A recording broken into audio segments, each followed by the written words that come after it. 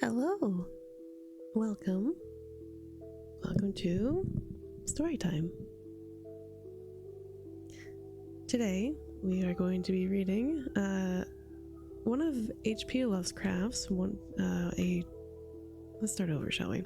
Today we're going to be reading one of H.P. Lovecraft's novellas that he had written, one of his longer ones, called The Dream-Quest of Unknown Kadath. The quick synopsis of it is that a man named Randolph Carter had wonderful dreams of this marvelous city and a sunset, and he wanted to see it so badly in real life that he prayed to the gods so that he could see it. That's all you're getting for a synopsis. Anything past that would be spoilers. So, without further ado, get comfy, get cozy, grab drinks, grab snacks. I'm just going to be reading. If you would like a, copy to read along with, I am using this. And I'm reading from here.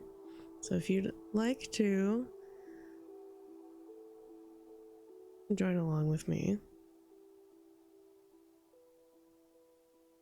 that is the story. And you can figure out where we are whenever you get in here.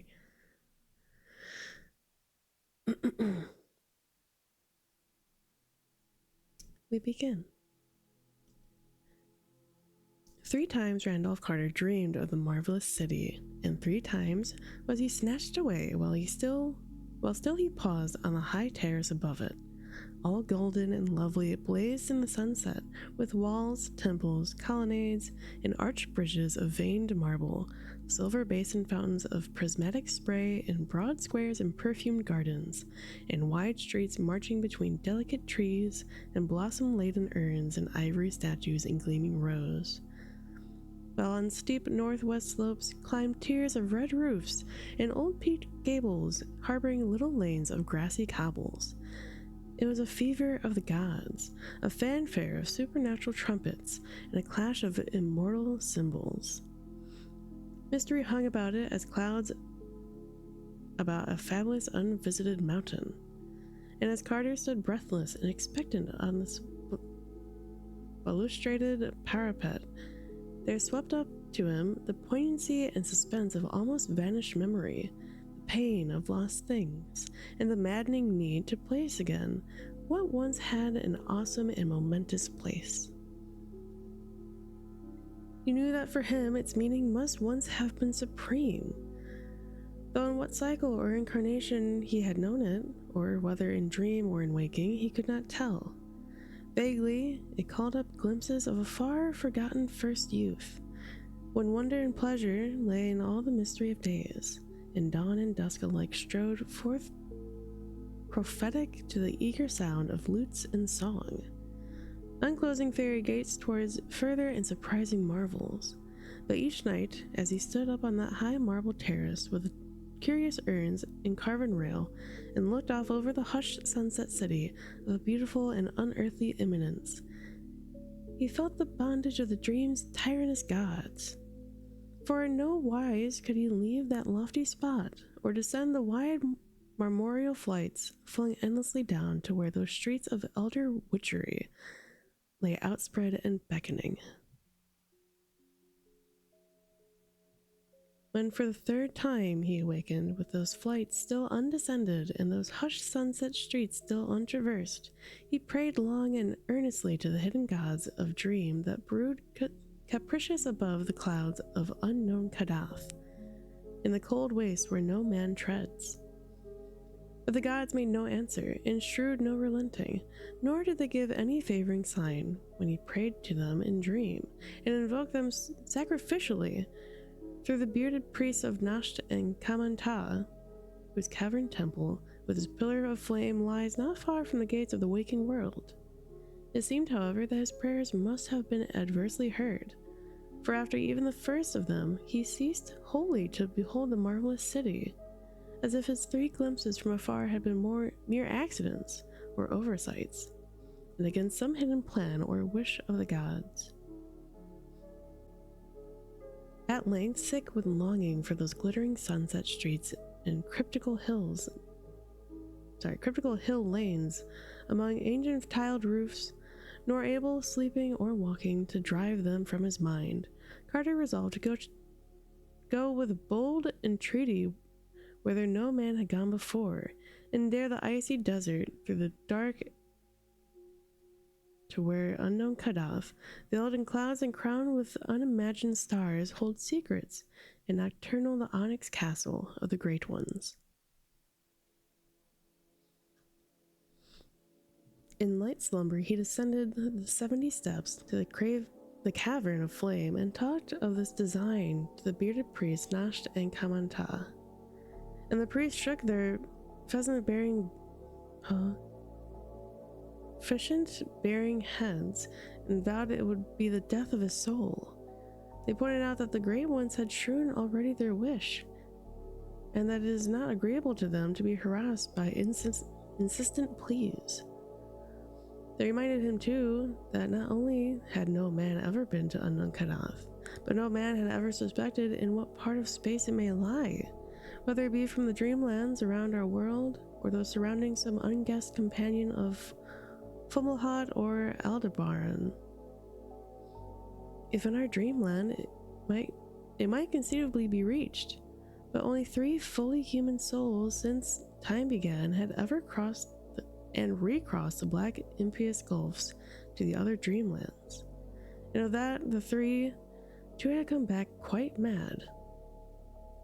There were, in such voyages, incalculable local dangers, such as well as that shocking final peril which gibbers unmentionably outside the ordered universe, where no dreams reach.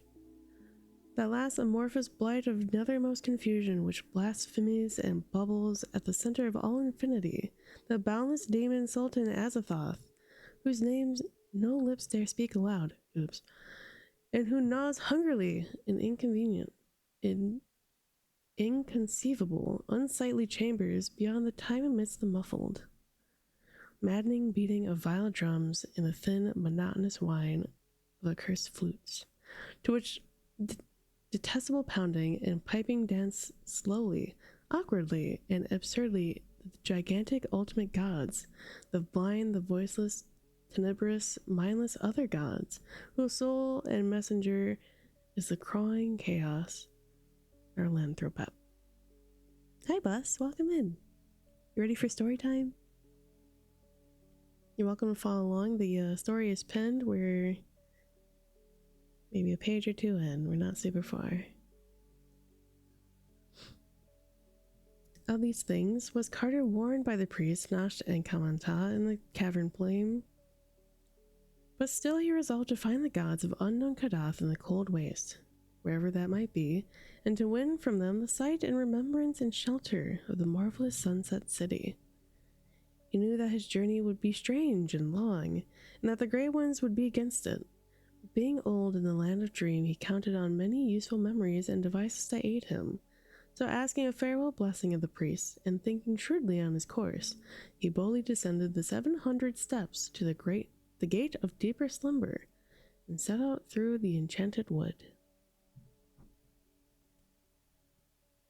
In the tunnels of that twisted wood, whose low prodigious oak twine groping burrows, Jesus Christ, and shine dim with the phosphorescence of strange fungi, dwell in the furtive and secretive Zoogs. What the fuck is a Zoog? Who know many obscure secrets of the dream world, and a few of the waking world, since the wood at 2 places touches the land of men, though it would be disastrous to say where. Certain unexplained rumors, events, and banishments occur among the men where the Zoogs have access, and it is well that they cannot travel far outside the world of dream. But over the nearer parts of the dream world they pass freely, flitting small and brown and unseen, and bearing back piquant tales to beguile the hours of around their hearths in the forest they love. Most of them live in burrows, but some inhabit the trunks of the giant trees, and although they live mostly on fungi, it is muttered that they also have a slight taste for meat, either physical or spiritual, for certainly many dreamers have entered that wood who have not come out. Carter, however, had no fear, for he was an old dreamer, and had learned their fluttering language and made many a treaty with them, having found through their help the splendid city of Siliphies in Nargai beyond the Tenarian hills, where reigns half the year the great king Kuranes, a man he had known by another name in life. Kuranes was the one soul who had been to the star gulfs and returned free from madness.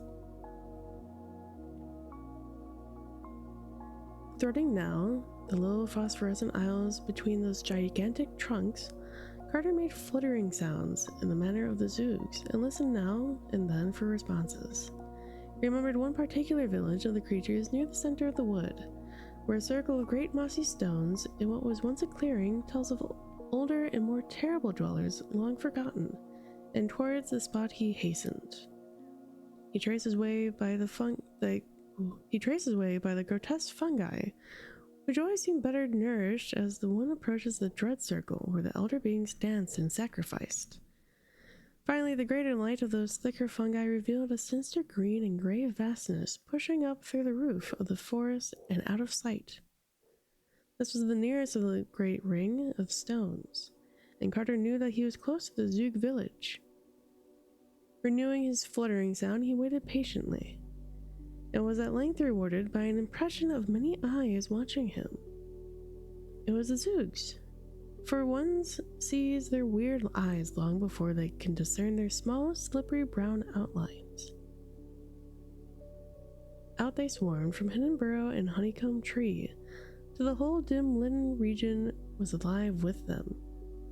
Some of the wilder ones brushed Carter unpleasantly, and one even nipped loathsomely at his ear. But these lawless spirits were soon restrained by their elders. The council of sages, recognizing the visitor, offered a gourd of fermented sap from a haunted tree unlike the others, which had grown from a seed dropped down by someone on the moon. And as Carter drank it ceremoniously, a very strange colloquy began. There's a lot of weird alliteration in here. The Zoogs did not, unfortunately, know where the peak of Kadath lies, nor could they even say whether the cold waste is in our dream world or another. Rumors of the Great Ones came equally from all points, and one might only say that they were likelier to be seen on high mountain peaks than in valleys. Since such peaks they dance reminiscently when the moon is above and the clouds beneath. Then one very ancient Zoog recalled a thing unheard of by the others. It is said that in Ulthar, beyond the river sky, there still lingered the last copy of those inconceivably old Akkadic manuscripts, made by waking men in forgotten boreal kingdoms and born into the land of dreams when the hairy cannibal Napkes overcame many templed Olatho and slew all the heroes of the land of Lomar. Those manuscripts, he said, told much of the gods, and besides, in Ulthar, there were men who had seen the signs of gods, and even one old priest who had scaled the great mountain to behold them dancing by moonlight. He had failed, though his companion had succeeded and perished namelessly. So Randolph Carter thanked the Zoogs, who fluttered amicably and gave him another gourd of moon tree wine to take with him, and set out through the phosphorescent wood for the other side, where the rushing sky flows down from the slopes of Larian, and Hatheg and Nir and Ulthar dot the plain. Behind him, furtive and unseen, crept several of the curious Zoogs, for they wished to learn what might befall him, and bear back the legend to their people. The vast oaks grew thicker and pushed on beyond the village, and he looked sharply for a certain spot where they would thin somewhat, standing quite dead or dying among the unnaturally dense fungi and the rotting mold and mushy logs of their fallen brothers. There he would turn sharply aside, for at that spot a mighty slab of stone rests on the forest floor, and those who have dared approach it say that it bears an iron ring 3 feet wide. Remembering the archaic circle of great mossy rocks and what it possibly was set up for, the Zoogs do not pause near that expansive slab with this huge ring, for they realize that all which is forgotten need not necessarily be dead. They would not like to see the slab rise slowly and deliberately. Carter detoured at the proper place and heard behind him the frightening fluttering of some of the more timid Zoogs. He had known they would follow him, so he was not disturbed, for one grows accustomed to the anomalies of these prying creatures. It was twilight when he came to the edge of the wood, and the strengthening glow told him that it was twilight of morning. Over fertile plains rolling down the sky, he saw the smoke of cottage chimneys, and on every hand there were hedges and plowed fields that thatched roofs of a peaceful land. Once he stopped in a farmhouse, well for a cup of water, and all the dogs barked affrightedly at the inconspicuous Zoogs that crept through the grass behind. At another house where people were staring, he asked questions about the gods and whether they danced upon Lyrian. But the farmer and his wife would only make the elder sign and tell him the way to Nir and Ulthar.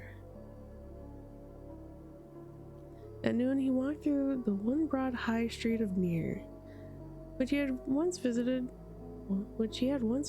and which marked his farthest former travels in this direction, and soon afterwards he came to the great stone bridge across sky, into whose central pier the masons instilled a living human sacrifice when they built it 1,300 years before. Once on the other side, the frequent presence of cats, who all arched their backs at the trailing Zoogs, revealed the near neighborhood of Ulthar. For in Ulthar, according to ancient and significant law, no man may kill a cat. Good. Very pleasant were the suburbs of Ulthar, with their little green cottages and neatly fenced farms, and still pleasanter was the quaint town itself, with its old peaked roofs and overhanging upper stories, and numberless chimney pots and narrow hill streets where one can see the old cobbles whenever the graceful cats afford space enough. Carter, the cats being somewhat dispersed by the half-seen Zoogs, picked his way directly to the modest temple of the Elder Ones, where the priests and old records were said to be. And once within that venerable circular tower of ivied stone, which crowns Ulthar's highest hill, he sought out the patriarchal Atal, who had been up the forbidden peak of Hathakla in the stony desert and had come down alive again. Atal, seated on an ivory dais in the festooned shrine at the top of the temple, was fully 3 centuries old, but still very keen of mind and memory. From him, Carter learned many things about the gods, but mainly that they are indeed only Earth's gods, ruling feebly on our own dreamland and having no power or habitation elsewhere. They might, Atal said, heed a man's prayer, if in good humor, but one must not think of climbing to their onyx strongholds atop Kadath in the cold waste. It was lucky that no man knew where Kadath towers, for the fruits of ascending it would be very grave. Atal's companion Barzai the Wise had been drawn screaming into the sky for climbing merely the known peak of Hathakla. With unknown Kadath, if ever found, matters would be much worse. For although the Earth's gods may sometimes be surpassed by a wise mortal, they are protected by other gods from outside, whom it is better not to discuss. At least twice in the world's history, the other gods set their seal upon Earth's primal granite. Once in Antevolian times, as guessed from a drawing in those parts of the Akkadic manuscripts too ancient to be read, and once in the Hathakla where Barzai the Wise tried to see the Earth's gods dancing by moonlight. So, Atal said, it would be much better to let all gods alone except in tactful prayers. Carter, though disappointed by Atal's discouraged advice and by the meager help to be found in the Nakadic manuscripts, I can't read that. It's Pnakotic. The 7 cryptical books of Hassan did not wholly despair. First, he questioned the old priest about that marvelous sunset city seen from the rail terrace, thinking that perhaps he might find it without the god's aid. But Atal could tell him nothing. Probably, Atal said, the place belonged to his especial dream world, and not to the general land of vision that we may know. Inconceivably, it might be on another planet. In that case, Earth's gods could not guide him if they would. But this was not likely, since the stopping of the dream showed pretty clearly that was something that the Great Ones wished to hide from him.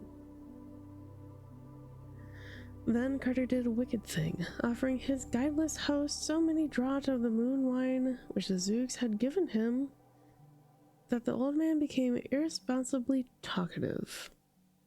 Robbed of his reserve, poor Atal babbled freely of forbidden things, telling of a great image reported by travelers as carved on the solid rock of the mountain Granek, and the Isle of Oriab and the Southern Sea, and hinting that maybe a likeness which Earth's gods once wrought of their own features in the days when they danced by moonlight on that mountain.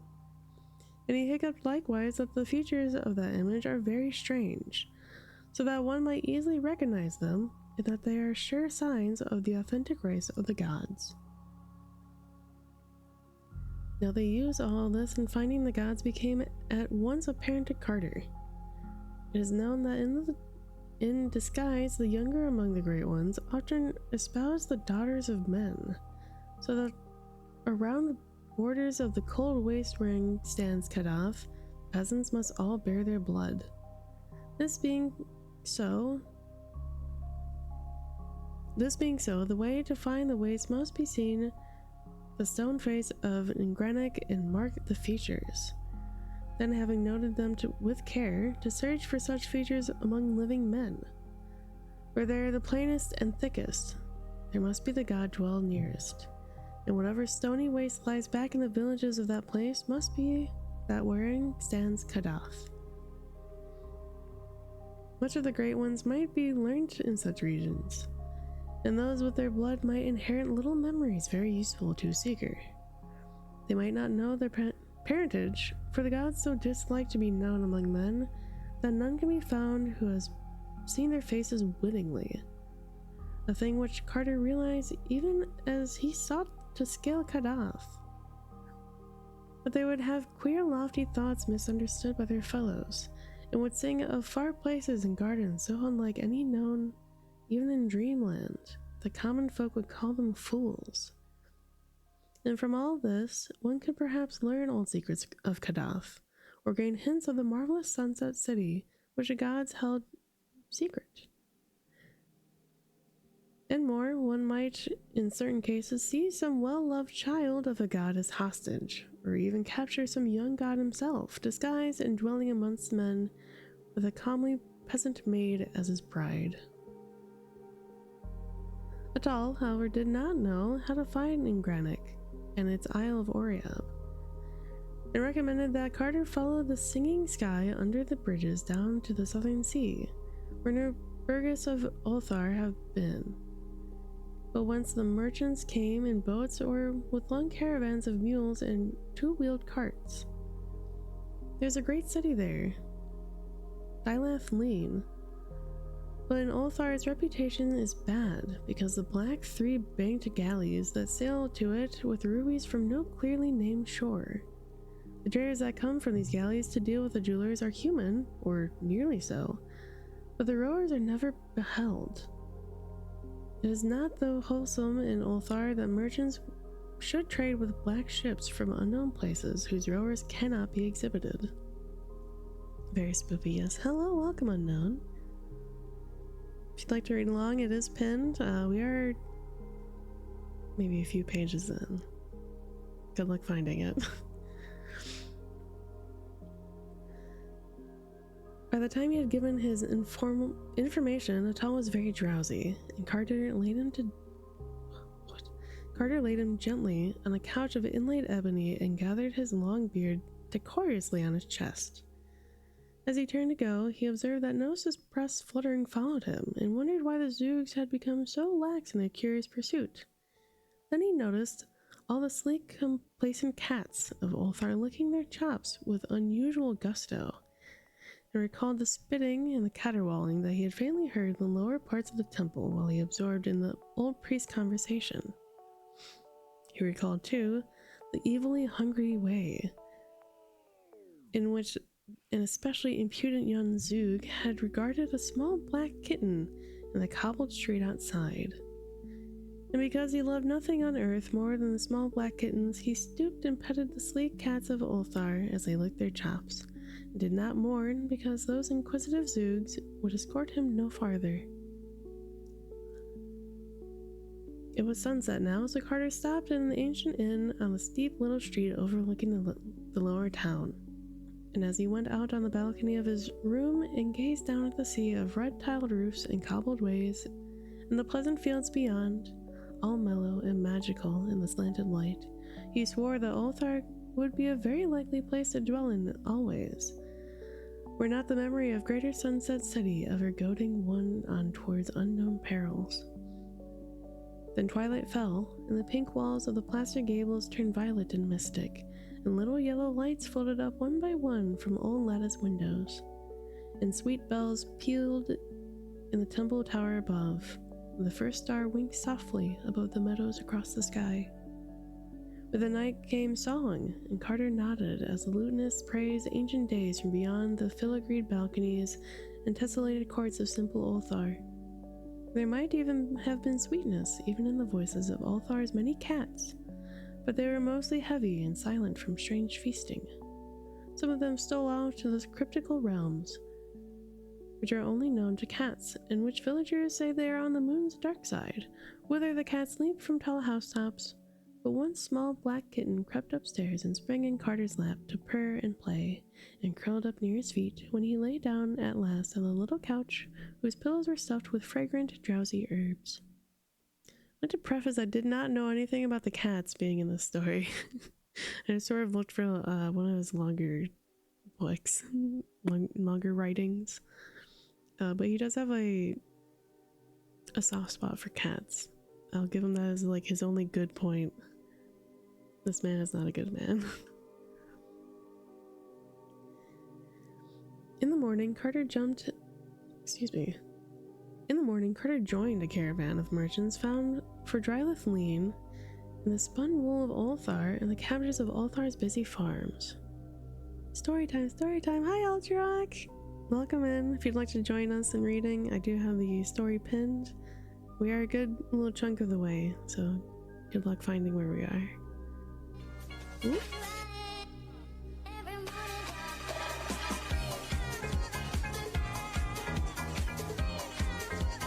Hello!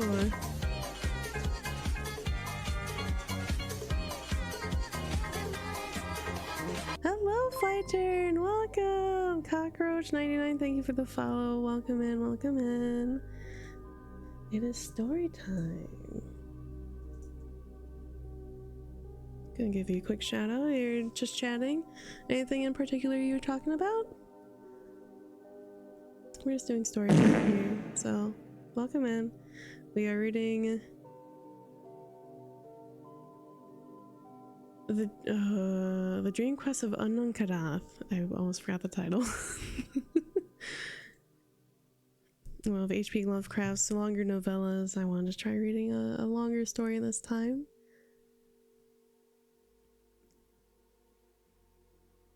Thank you, Mr. Chillstreams. Aw, thanks. Well, everyone buckle up, get comfy, get cozy, grab a snack. Especially you, Fly Turn, grab a drink, grab a snack, and join us for this very spooky, very chill little story of a man who is off to find a whimsical, dreamy sunset town.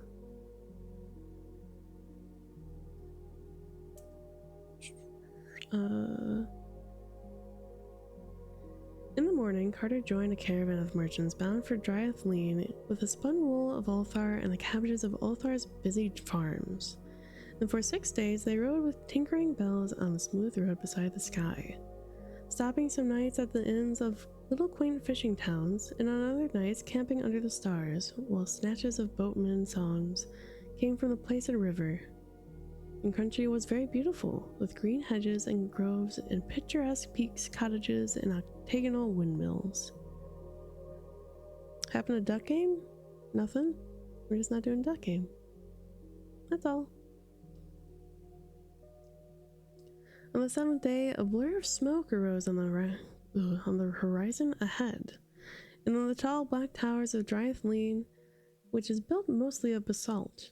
Dryethleen was, with its thin angular towers, looks in the distance a bit like a giant's causeway, and its streets are dark and uninviting. There are many dismal sea taverns near the myriad wharves, and all the towns is thronged with the strange seamen of every land on earth, and a few which are said to not be on earth. Carter questioned the oddly robed men of the city about the peak of Ingranic. I can't bring myself to say it. The peak of Ingranic on the Isle of Oriab, and found that they knew of it well. Ships came from Baharna on that island, one being due to return thither in only a month, and Ingranic is but 2 days' zebra ride from that port. But few had seen the stone face of the god, because it is on a very difficult side of Ingranic, which overlooks the sheer crags in a valley of sinister lava. Once the gods were angered with men on that side, and spoke of the matter to the other gods. It was hard to get this information from the traders and sailors from Dryethleen sea taverns, because they mostly preferred to whisper of the black galleys. One of them was due in a week with rubies from its unknown shore, and the townsfolk dreaded to see it dock. The mouths of men who came from it to trade were too wide, and the way their turbans were humped up in 2 points above their foreheads was in especially bad taste, and their shoes were the shortest and queerest ever seen in the 6 kingdoms. But worst of all was the matter of the unseen rowers. Those 3 banks of oars moved too briskly and accurately and vigorously to be comfortable, and it was not right for a ship to stay in port for weeks while the merchants traded, yet to give no glimpse of its crew. It was not fair to the tavern keepers of Dryethleen, or to the grocers and butchers, for not a scrap of provisions was ever sent aboard. The merchants took only gold and stout blacks. I'm glad I stopped myself. We're just gonna reread that a little bit. Merchants took only gold and stout slaves from Parg across the river. That was all they ever took, those unpleasantly featured merchants and their unseen rowers. Never anything from the butchers and grocers, but only gold and the men of Parg whom they bought by the pound. And the odors of those galleys, which the south wind blew in from the wharves, are not to be described. Only by constant smoking strong fagweed could the hardiest denizen of the old sea taverns bear them. Dryethleen would never have tolerated the black galleys, and such rubies had been obtainable elsewhere, but no mine in all Earth's dreamland was known to produce their like. Of these things Dryethleen's cosmopolitan folk chiefly gossiped, while Carter waited patiently for the ship from Baharna, which might bear him to the isle whereon carven in granite towers lofty and barren. Meanwhile, he did not fail to seek through the haunts of the far travelers for any tales that they might have concerning Kadath, and the cold wastes over a marvelous city of marble walls and silver fountains seen below terraces in the sunset. Of these things, however, he learned nothing, though he once thought that a certain old slant-eyed merchant looked queerly intelligent when the cold waste was spoken of. This man was reputed to trade with the horrible stone villages on the icy desert plateau of Ling, which no healthy folk visit, and whose evil fires are seen at night from afar. He was even rumored to have dealt with that high priest not to be described, which wears yellow silken mask over its face and dwells all alone in a prehistoric stone monastery. That such a person might well have had nibbling traffic with such beings as may conceivably dwell in the cold waste was not to be doubted, but Carter soon found that it was no use in questioning him. Getting cozy and sleepy, it's almost 4 a.m. Oh no. Hopefully this won't bring any bad dreams. And the black galley slipped into the harbor past the basalt mole and the tall lighthouse, silent and alien, and with a strange stench that the south wind drove into town. Uneasiness rustled through the taverns along the waterfront, and after a while the dark, wide-mouthed merchants with humped turbans and short feet clumped stealthily ashore to seek the bazaars of the jewelers. Carter observed them closely and disliked them more the longer he looked at them. Then he saw them drive the stout men of Parg up the gangplank, grunting and sweating, into that singular galley, and wondered in what lands, or if any lands at all, those pathetic creatures might be destined to serve. And on the third evening of the galley's stay, one of the uncomfortable merchants spoke to him, smirking sinfully and hinting of what he had heard in the taverns of Carter's quest. He appeared to have knowledge too secret for public telling, and though the sound of his voice was unbearably hateful, Carter felt that the lore of so far a traveler must not be overlooked. He bade him therefore be his own guest in locked chambers above, and drew out the last of the Zoog's moon wine to loosen his tongue. The strange merchant drank heavily, but smirked unchanged by the draught. Then he drew forth a curious bottle with wine of his own, and Carter saw the bottle was a single hollowed ruby, grotesquely carved in patterns too fabulous to be comprehended. He offered his wine to the host, and though Carter took only the least sip, he felt the dizziness of space and the fever of unimagined jungles.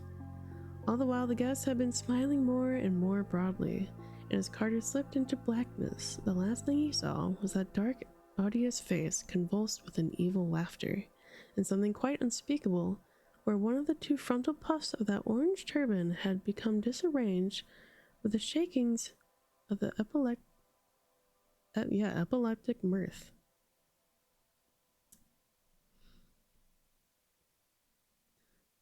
Carter next had consciousness amid horrible odors beneath a tent-like awning on the deck of a ship, with the marvelous coast of the southern sea flying by in an unnatural swiftness. He was not chained, but 3 of the dark, sardonic merchants stood grinning nearby, and the sight of these humps on their turbans made him almost faint as to the stench that filtered up through the sinister hatches.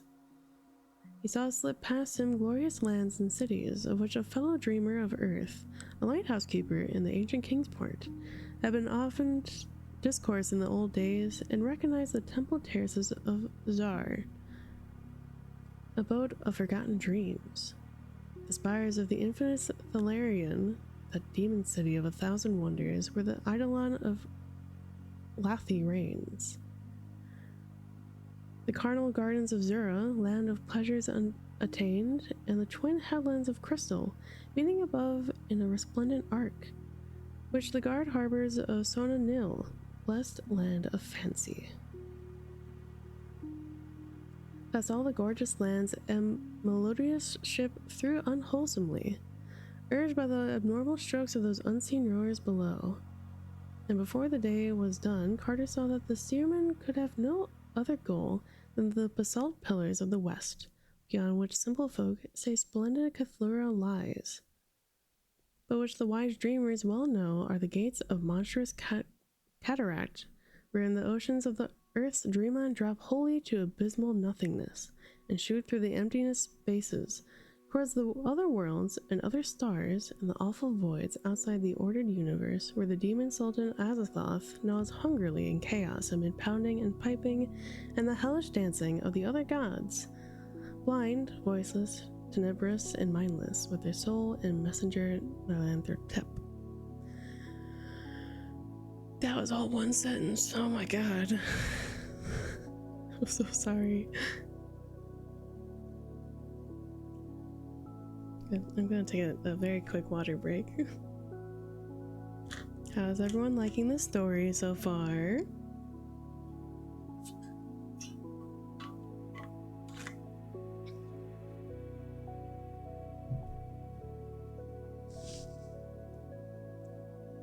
Is that haunting? Is it strange and weird? Love it? Good. Glad to hear it.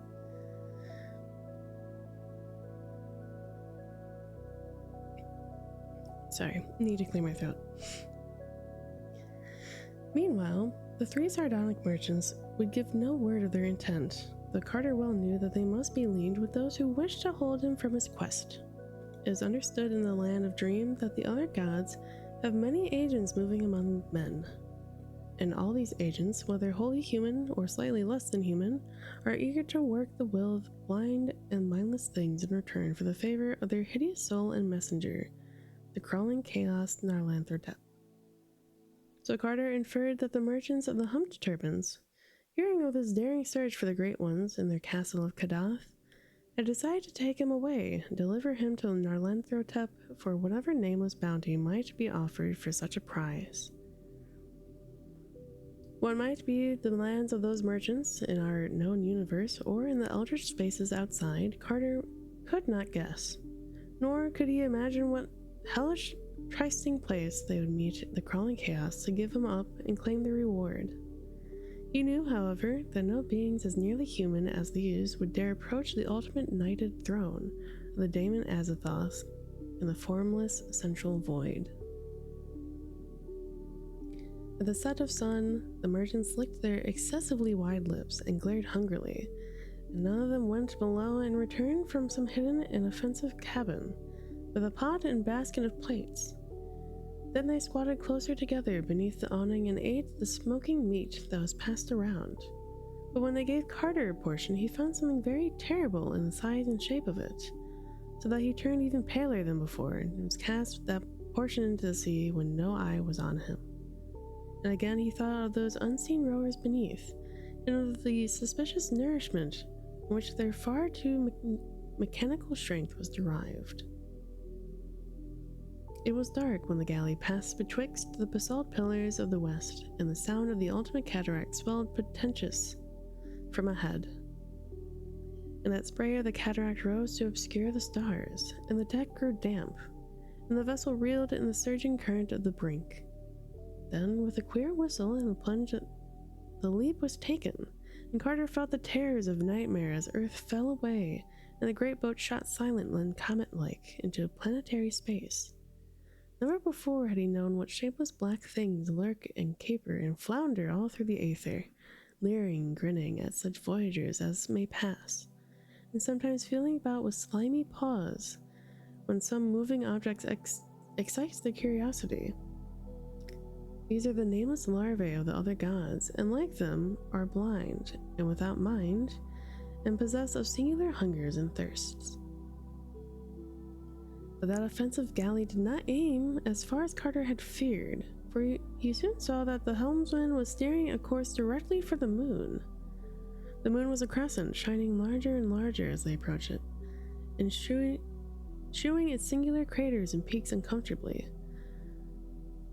The ship was made for the edge, and it soon became clear that its destination was the secret and mysterious side which always turned away from the earth, and which no fully human person, save perhaps the dreamer Sneereth Ko, had ever beheld. The close aspect of the moon as the galley drew near proved very disturbing to Carter, and he did not like the size and shape of the ruins which crumbled here and there.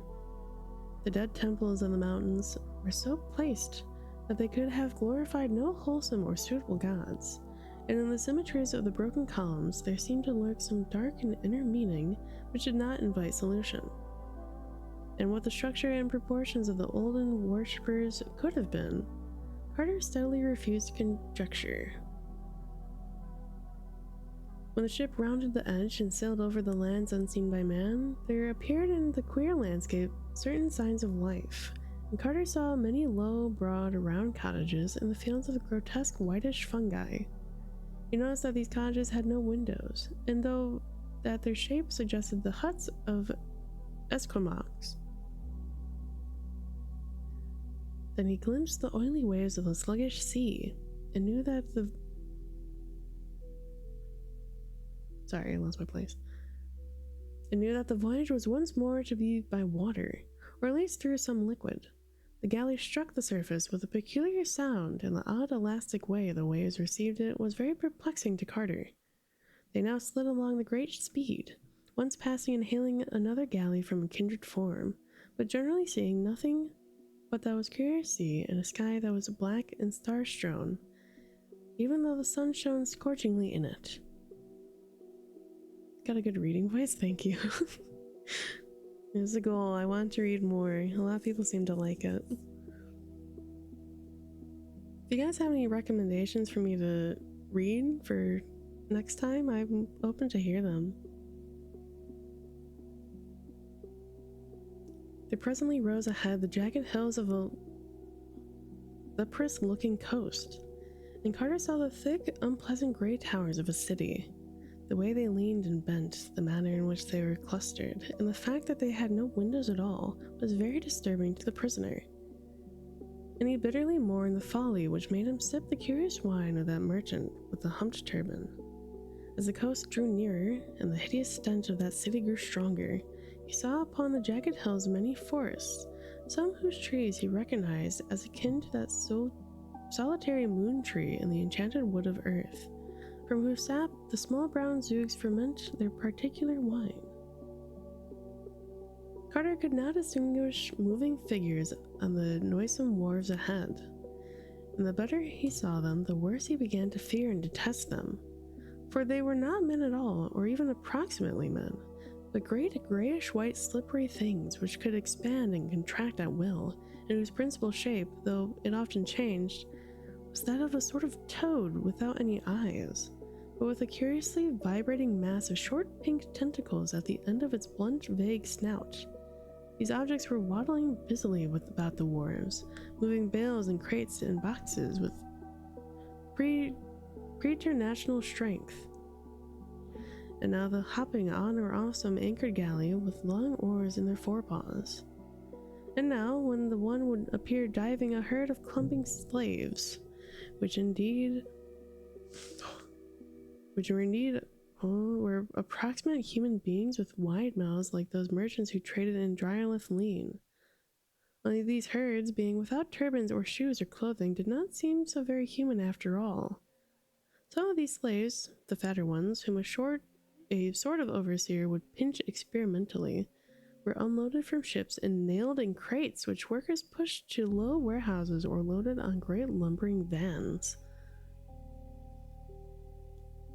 Once a van was hitched up and driven off, the fabulous thing which drew it was such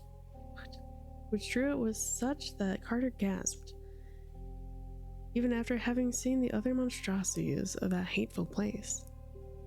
Now and then, a small herd of slaves dressed in turban like the dark merchants would be driven aboard a galley, followed by a great crew of the slippery gray toad things as officers, navigators, and rowers. And Carter saw that an almost human-like creatures were reserved for the more ignominious kinds of servitude which required no strength, such as steering and cooking, fetching and carrying, and bargaining with men on Earth or other planets where they traded. These creatures must have been convenient on Earth, for they were truly not unlike the men when dressed and carefully shod and turbaned, and could haggle in the shops of men without embarrassment or curious explanations. But most of them, unlike lean and ill-favored, were unclothed and packed in crates and drawn off in lumbering lorries by fabulous things. Occasionally, other beings were unloaded and crated, some very like these semi-humans, some not so similar, and some not similar at all. And he wondered if any of the poor men of Parg, were left to be unloaded and crated and shipped inland for those obnoxious strays. When the galley landed, a greasy-looking quay of spongy rock and nightmare horde of toad things wiggled out and hatched. Wiggled out of the hatches, and two of them seized Carter and dragged him ashore. The smell and aspect of the city were beyond telling, and Carter only held scattered images of the tiled streets and black doorways and endless precipices of gray vertical walls without windows. At length he was dragged within a low doorway. It made to climb infinite steps in pitch blackness. It was apparently all one to the toad things, whether it were light or dark. The odor of the place was intolerable, and when Carter was locked into a chamber and left alone, he scarcely had strength to crawl around and ascertain its form and dimensions. It was circular and about 20 feet across. It makes my malding in games less infuriating. Oh, no. No malding.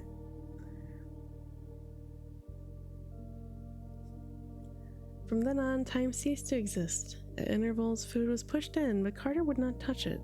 What his fate would be, he did not know. But he felt that he was held for the coming of that frightful soul and messengers of infinity's other gods, the crawling chaos Narlanthotep. Finally, after an unguessed span of hours or days, the great stone door swung wide again, and Carter was shoved down the stairs and out to the red-lit streets of that fearsome city. It was night on the moon, and throughout the town were stationed slayers bearing torches. In such a detestable square, a sort of procession was formed. 10 of the toad things and 24 almost human-like torchbearers, 11 on the other side, and 11 on either side, and one each before and behind. Carter was placed in the middle of the line, 5 toad things ahead and 5 behind, and one almost human torchbearer on each side of him. Certain of the toad things produced disgustingly carven flutes of ivory and made loathsome sounds. To that hellish piping, the column advanced out of the tiled streets and into nighted plains of obscene fungi, soon commencing to climb one of the lower and more gradual hills that lay behind the city. That on some frightful slope or blasphemous plateau the crawling chaos waited, Carter could not doubt, and he wished that the suspense might soon be over. The whining of those impetuous flutes was shocking, and he would have given worlds for some even half-normal sound, but these toad things had no voices, and the slaves did not talk. Then, through that star-speckled darkness, there did come a normal sound. It rolled from the higher hills, and from all the jagged peaks around it was caught up and echoed in a swelling, pandemoniac chorus. It was the midnight yell of the cat, and Carter knew at last that the old village folk were right when they made low guesses about the cryptical realms which are only known to cats, and to which the elders among cats repay their stealth nocturnally, springing from high housetops. Verily, it is to the moon's dark side that they go to leap and gambol on the hills and converse with ancient shadows. And here, amidst that column of foetid things, Carter heard their homely, friendly cry, and thought the steep roofs and warm hearths and little lighted windows of home. Now much of the speech of cats was known to Randolph Carter. It is in this far terrible place he uttered the cry that was suitable, but that he needed not to have done, for even as his lips opened, the herd of the chorus waxed and draw nearer, and saw swift shadows against the stars as small graceful shapes leaped from hill to hill in gathering legions. The call of the clan had been given, and before the foul procession had even time to be frightened, a cloud of smothering fur and a phalanx of murderous claws were tidily and tempestuously upon it. The flutes had stopped, and there were shrieks in the night. Dying almost humans screamed, and cats spit and yowled and roared. The toad things never made a sound as their stinking green ichor oozed fatally upon that porous earth, the obscene fungi. It was a stupendous sight while the torches lasted, and Carter had never before seen so many cats, black, gray, and white, yellow, tiger, and mixed, common, Persian, Manx, Tibetan, Angora, and Egyptian all were there in a fury of battle, and there hovered over them some trace of profound and involatile sanctity, which made their godness great in the temples of Bubastis. They would leap 7 strong at the throat of an almost human or the pink tentacled snout of a toad thing and drag it down savagely to the fungus plain, where the myriads of their fellows could surge it over and into the frenzied claws and teeth of a divine battle fury. Carter had seized the torch from a stricken slave, but was soon overborne by the surging waves of his loyal defenders. Then he lay in utter blackness, hearing the clangor of war and the shouts of the victors, and the feeling of soft paws of his friends as they rushed to and fro over him in the fray. I'd like to again clarify, I did not know about the cats in this story. At last, awe and exhaustion closed his eyes, and when he opened them again, it was upon a strange scene. The great shining disk of Earth, 13 times greater than that of the moon as we see it, had risen with floods of weird light over the lunar landscape, and across those leagues of wild plateau and ragged crest there squatted one endless sea of cats in orderly array. Circle on circle they reached, and 2 or 3 leaders out of the ranks were licking his face and purring to him consolingly. Of the dead slaves and the toad things, there were not many signs, but Carter thought he saw one bone a little way off in the open space between him and the beginning of the solid circles of the warriors. Carter now spoke with the leaders in the soft language of cats and learned that his ancient friendship with the species was well known and often spoke of in the places where cats congregate. He had not been on march in Ulthar when he had passed through, and the sleek old cats had remembered how he petted them after they had attended to the hungry Zoogs, who looked evilly at the small black kitten. And they recalled too how he had welcomed the very little kitten that came to see him at the end, and how he had given it a saucer of rich cream in the morning before he left. The grandfather of that very little kitten was the leader of the army and now assembled, for he had seen the evil procession from a far hill and recognized the prisoner as a sworn friend of his kind on Earth and in the land of Dream. A yowl now came from the farther peak, and the old leader paused abruptly in his conversation. It was one of the army's outposts stationed in the highest of the mountains to watch the one foe which Earth's cats fear, the very large and peculiar cats from Saturn, who for some reason have not been oblivious to the charm of our moon's dark side.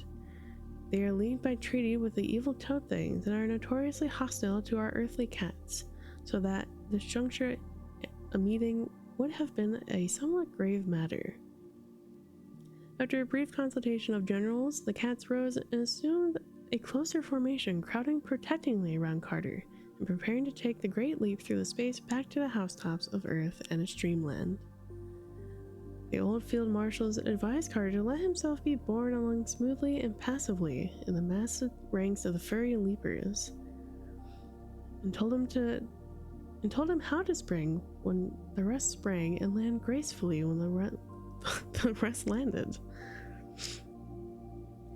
He also offered to deposit him in any spot he desired, and Carter decided on the city of Dream, whence the Black Galley had set out, for he wished to sail thence for Oriab and the craven crest of Ingranic, and also to warn the people of the city to have no more traffic with the Black Galleys, if indeed that traffic could be tactfully and judiciously broken off.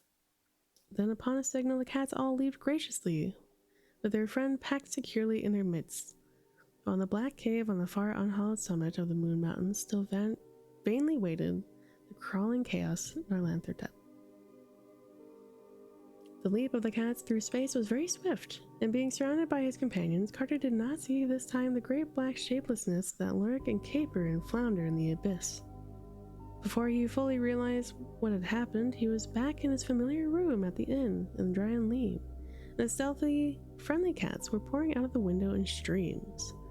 The old leader from Ulthar was the last to leave, and as Carter shook his paw, he said that he would be able to get home by cockcrow. When dawn came, Carter went downstairs and learned that the week had elapsed since his capture and leaving. There was still nearly a fortnight to wait for the ship bound toward Oriab, and during that time he said that he could against the Black Galleys and their infamous ways. Most of the townsfolk believe him, yet so fond were the jewelers of the great rubies that none would wholly promise to cease trafficking with the wide-mouthed merchants.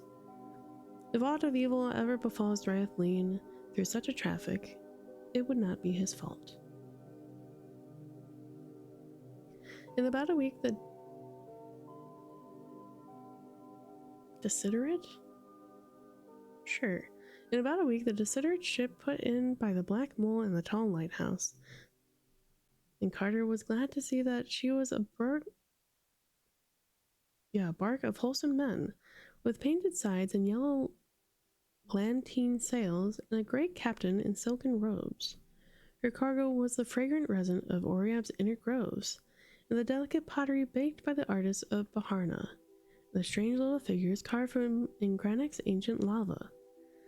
For this they were paid in the wool of Ulthar and the iridescent textiles of Hatheg, and the ivory that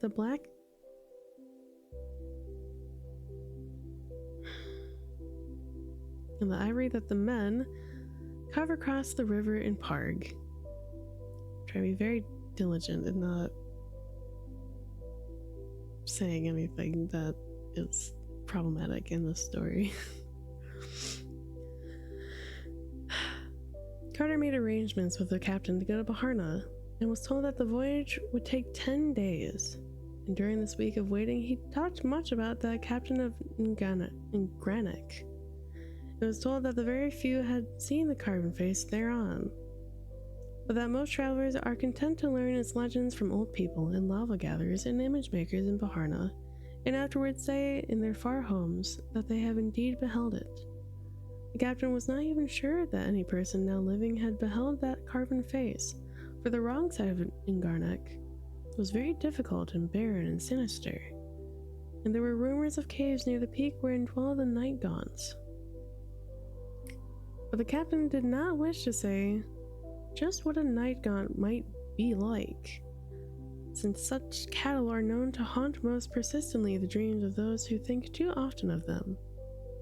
Then Carter asked that captain about unknown Kadath, and in the cold waste, and the marvelous sunset city, but these were the good men could truly tell nothing.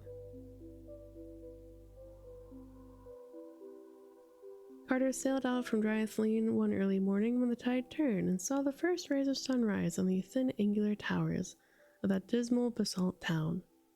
And for 2 days they sailed eastward in sight of green coasts and saw often the pleasant fishing towns that climbed up steeply with their red roofs and chimney pots from old dreaming wharves and beaches where nests lay drying. But on the 3rd day they turned sharply south, where the roll of the water was stronger and soon passed the sight of any land.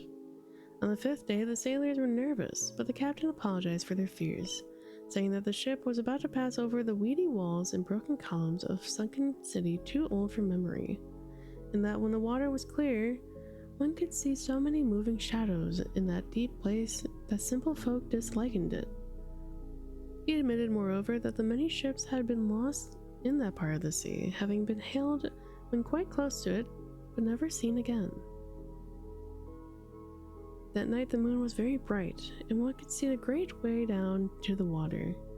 There was so little wind that the ship could not move much, and the ocean was very calm.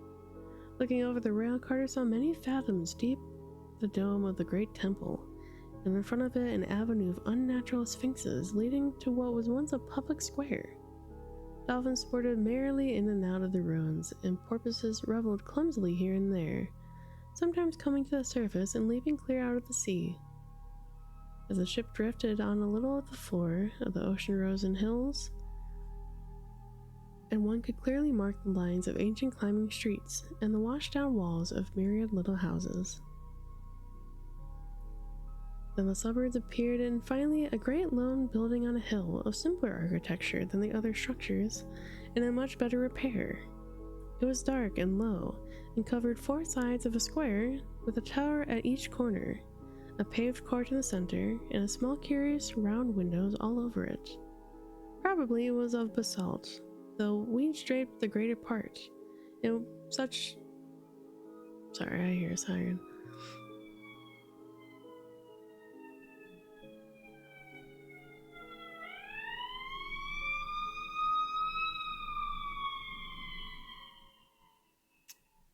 Sorry about that. Probably it was of basalt, though weeds draped the greater part, and such was its lonely and impressive place on that far hill that it may have been a temple or monastery. Some phosphorescent fish inside it gave the small round windows an aspect of shining, and Carter did not blame the sailors much for their fears.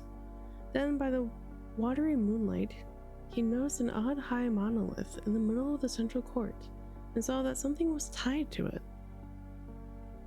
And when, after getting a telescope from the captain's cabin, he saw that bound thing was a sailor in the silk robes of Oreab.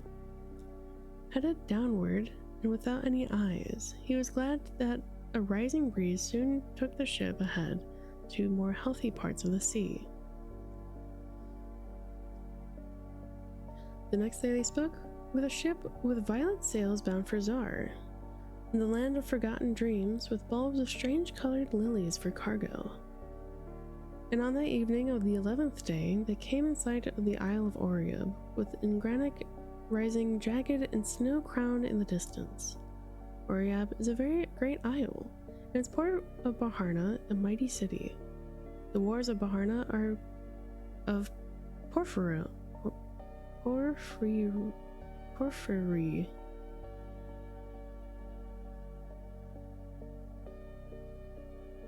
Sure. And the city rises in great stone terraces behind them, having streets of steps that are frequently arched over by buildings and the bridges between buildings. There's a great canal which goes under the whole city in a tunnel with granite gates and leads to the inland lake of Yath, on whose farther shore are vast clay brick ruins of a primal city whose name is not remembered. As the ship drew into the harbor at the evening, the twin beacons Thon and Thal gleamed a welcome.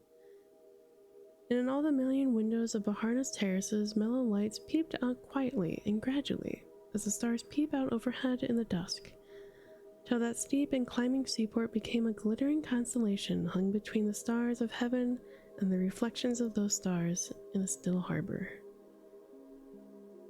The captain, after landing, made Carter a guest in his town, in his own small house, on the shore of Yath, where the rear of the town slopes down to it, and his wife and servants brought strange, toothsome foods for the traveler's delight.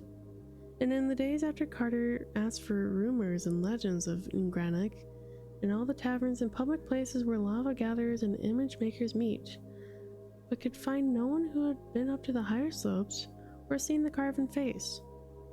Ingranek was a hard mountain, with only an accursed valley behind it, and besides, one can never depend on the certainty that night gaunts are altogether fabulous. When the captain sailed back to Dryeth Lee, Carter took quarters in an ancient tavern opening on the alley of steps in the original part of town, which is built of brick and resembles the ruins of Yath's farther shore. Here he laid his plans for the ascent of Ingranek, and correlated all that he had learned from the lava gatherers about the roads thither. The keeper of the tavern was a very old man, and had heard so many legends that he was a great help. He even took Carter to an upper room in that ancient house and showed him a crude picture which a traveler had scratched on the clay wall, and in the olden days when men were bolder and less reluctant to visit Ingranek's higher slopes. The old tavern keeper's great-grandfather had heard from his great-grandfather that the traveler who scratched that picture had climbed Ingranek and seen the carven face. Here, drawing it for others to behold, the Carter had a very great doubts, since the large rough features on the wall were hasty and careless, and wholly overshadowed by a crowd of little companion shapes, in the worst possible taste, with horns and wings and claws and curling tails. At last, having gained all the information he was likely to gain in the taverns and public places of Baharna, Carter hired a zebra, set out one morning on the road by Yath's shore and those inland parts wherein towers stony Ingranek. Can't read it.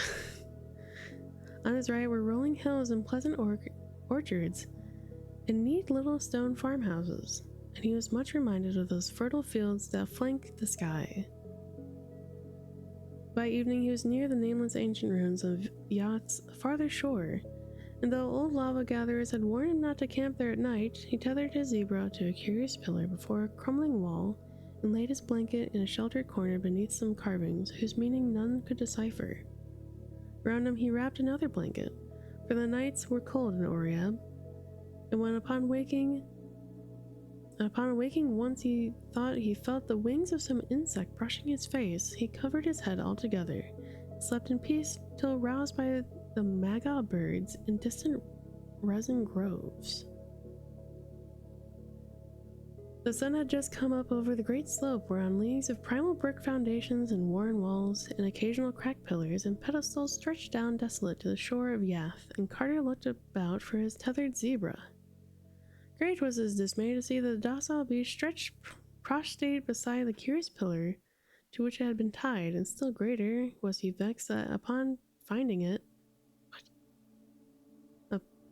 that the steed was quite dead, with its blood all sucked away through a singular wound in its throat.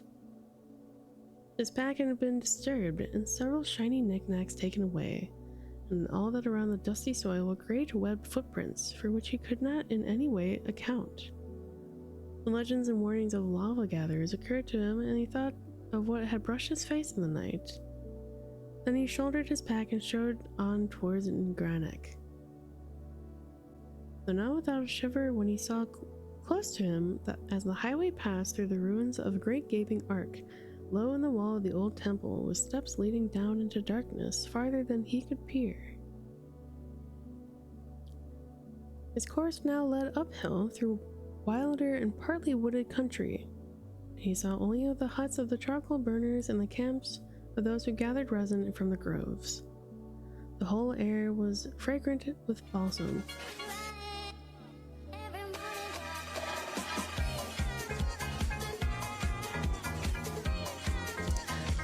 Hello! Welcome. Let's go. Hello, Kyler. Welcome in.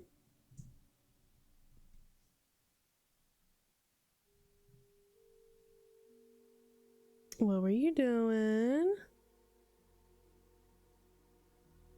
How are you?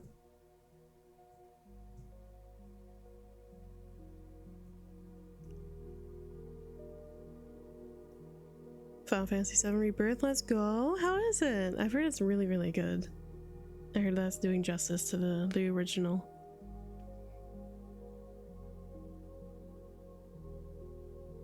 Fun? Good, I'm glad. Well, welcome in everybody. Thank you for the raid, Kyler. If you don't know me, my name is Lucian. You can also call me Lucy. I'm your big titty goth kitty, here to start your week off a little bit better. You're going to bed, have a good, great rest. Thank you for trusting your community with me. We are reading The Dream-Quest of Unknown Kadath. Thank you for water. We're a good chunk of the way through. The story is pinned if you'd like to try and catch up to where I am. It is not paged, it is not numbered, it is just a bunch of paragraphs. So good luck.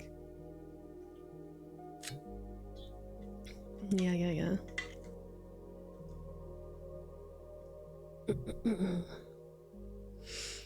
His course now led uphill through wilder and partly wooded country. He saw only the huts of charcoal burners and the camps of those who gathered resin from the groves. The whole air was fragrant with balsam, and all the maga birds sang blithely as they flashed their 7 colors in the sun. Near the sunset, he came on a new camp of lava gatherers, returning with laden sacks from Ingranek's lower slopes. And here he also camped, listening to the songs and tales of the men, and overhearing what they had whispered about a companion they had lost. He had climbed high to reach a mass of fine lava above him, and at nightfall he did not return to his fellows. When they looked for him the next day, they found only his turban, nor was there any sign of the crags below that he had fallen. They did not search any more, because the old men among them said that it would be of no use. No one ever found what the night gaunts took, and though those beasts themselves were so uncertain as to be almost fabulous. Carter asked them if the Nikon sucked blood and if they liked shiny things and left webbed footprints, but they all shook their heads negatively and seemed frightened at his making such an inquiry. When he saw how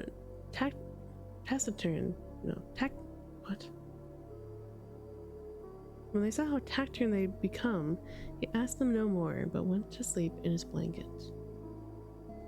The next day he rose with the lava gatherers and exchanged farewells as they rode west, and he rode east on a zebra that he had bought from them. Their older men gave him blessings and warnings, and told him that he had better not climb too high in Granite. But while he thanked them heartily, he was in no wise dissuaded.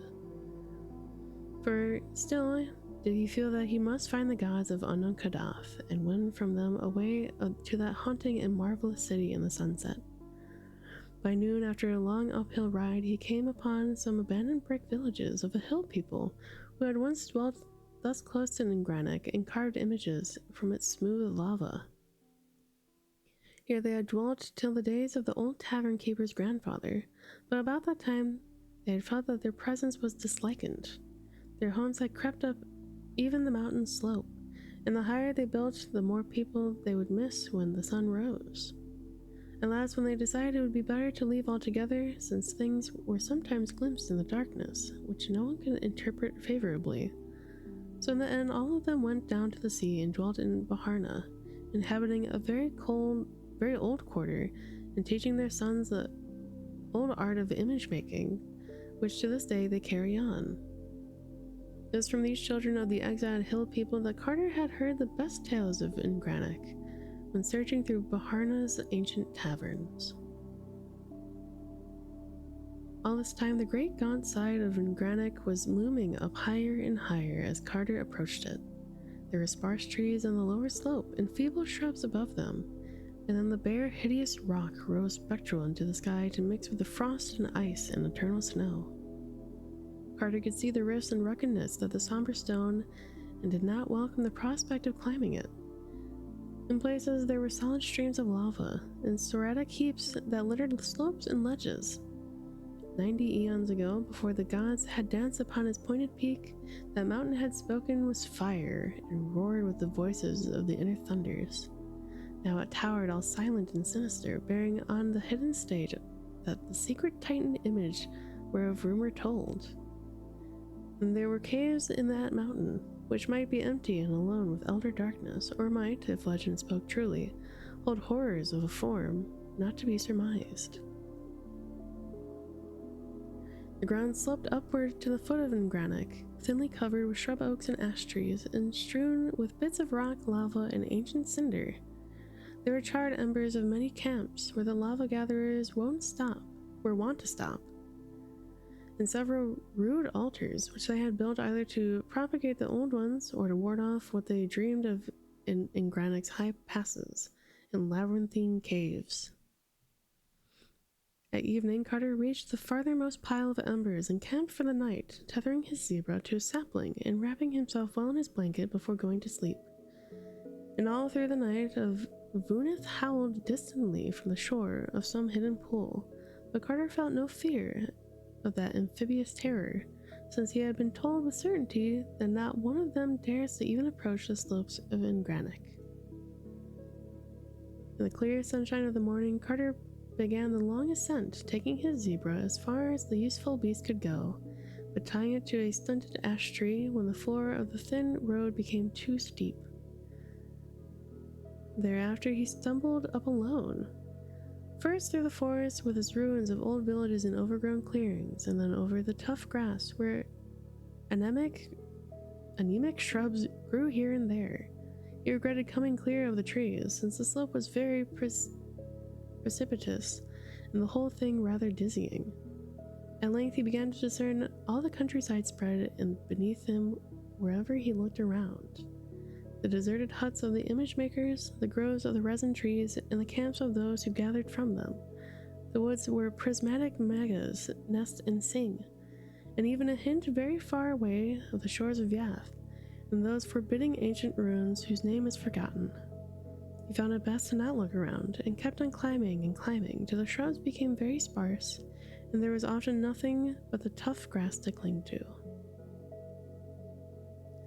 Then the soil became meager, with great patches of bare rock cropping out, and now and then the nest of a condor in a crevice.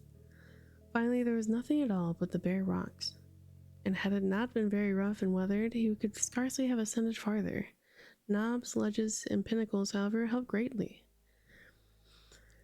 It was cheering to see how occasionally the sign of some lava gatherer scratched it clumsily in the friable stone, and know that wholesome human creatures had been there before him. After a certain height, the presence of man was further strewn by handholds and footholds, hewn where they were needed, and by little quarries and excavations where some of the choice vein or stream of lava had been found. In one place, a narrow ledge had been chopped artificially to an especially rich deposit far to the right of the main line of ascent. Once or twice Carter dared to look around, and it was almost stunned by the spread of the landscape below. All the islands betwixt him and the coast lay open to his sight, with Baharna's stone terraces and the smoke of its chimneys mystical in the distance. And beyond that, the illimitable southern sea, with all its curious secrets. Thus far there had been much winding around the mountain, so that the farther and the carven side was still hidden. Carter now saw a ledge running upward and to the left, which seemed to head the way he wished, and this course he took in the hope that it might prove continuous. After 10 minutes he saw it was indeed no cul-de-sac, but that it led steeply into an arc which would, unless suddenly interrupted or deflected, bring him after a few hours climbing to that unknown southern slope overlooking the desolate crags and the accursed valley of lava. As new country came into view below him, he saw those bleaker and wilder than those seaward lands that he had traversed. The mountainside, too, was somewhat different, being here pierced by curious cracks and caves not found on the straighter route he had left. Some of these were above him, and some beneath him, all opening on sheerly perpendicular cliffs and wholly unreachable by feet of man. The air was very cold now, but so hard was the climbing that he did not mind it. Only the increasing rarity bothered him, and he thought that perhaps it was this which had turned the heads of the other travelers and excited those absurd tales of night gaunts, whereby he explained the loss of such climbers as fell from these perilous paths. He was not much impressed by the travelers' tales, but had a good curved scimitar in case of any trouble. All lesser thoughts were lost in the wish to see that carven face, which might set him on the track of the gods atop unknown Kadath. At last, in the fearsome ickiness of upper space, he came round fully to the hidden side of Ngranach and saw the infinite gulfs below him, the lesser crags and sterile abysses of lava which marked the olden wrath of the great ones. There was unfolded, too, a vast expanse of country in the south, but it was a desert land without fair fields or cottage chimneys, and seemed to have no ending. No trace of the sea was visible on the side, for Oryab and its great island. Black caverns and odd crevices were still numerous on the sheer vertical cliffs, but none of them was accessible to a climber. There now loomed aloft a great beetling mass in which hampered the upward view, and Carter was for a moment shaken with doubt lest it prove impassable. Poised in windy insecurity miles of earth, the only space and death on one side and only slippery walls of rock on the other, he knew for a moment that the fear that makes men shun Ngranach's hidden side. He could not turn around, yet the sun was already low. If there were no way aloft, the night would find him crouching there still, and dawn would not find him at all. But there was a way, and he saw it in due season. Only a very expert dreamer could have used those imperceptible footholds, yet to Carter they were sufficient. Surmounting now the outward hanging rock, he found the slope above much easier than that below, since the great glacier's melting had left a generous space with loam and ledges. To the left, a precipice dropped straight from unknown heights to unknown depths, with a cave's dark mouth just out of reach above him. Elsewhere, however, the mountain slanted back strongly, and even gave him space to lean and rest. He felt that the chill that he must be near the snow line, and looked up to see what glittering pinnacles might be shining in that late ruddy sunlight. Surely enough, there was the snow uncounted thousands of feet above, and below it a great beetling crag that he had just climbed, hanging there forever in a bold outline, black against the white frozen peak. And when he saw that crag, he gasped and cried out aloud, and clutched at the jagged rock in awe, for the Titan bulge had not stayed as Earth's dawn and shaped it, but gleamed red and stupendous in the sunset, with the carved and polished features of a god. Stern and terrible shone that face that the sunset lit with fire. How vast it was, no mind can ever measure, but Carter knew at once that man could never have fashioned it. It was a god chiseled by the hands of the gods, and looked down haughty and majestic upon the seeker. Rumor had said it was strange and not to be mistaken, and Carter saw that it was indeed so, for those long narrow eyes and long lobed ears, and that thin nose and pointed chin, all spoke of a race as not of men, but of gods. He clung overawed in that lofty and perilous ire, even though it was this which had expected and come to find, for there is in a god's face more of a marvel than a prediction can tell. And when that face is vaster than a great temple and seen looking down at sunset in the cryptic silences of that upper world from whose dark lava it was divinely hewn of old, the marvel is so strong that none may escape it. Thank you for the resub, bus. 6 month, 2 month streak, you're crazy. Thank you so much. Here too is the added marvel of recognition. How fitting. Although he had planned to search all the dreamland over for those whose likeness to this face might mark them as the god's children, he now knew that he need not to do so.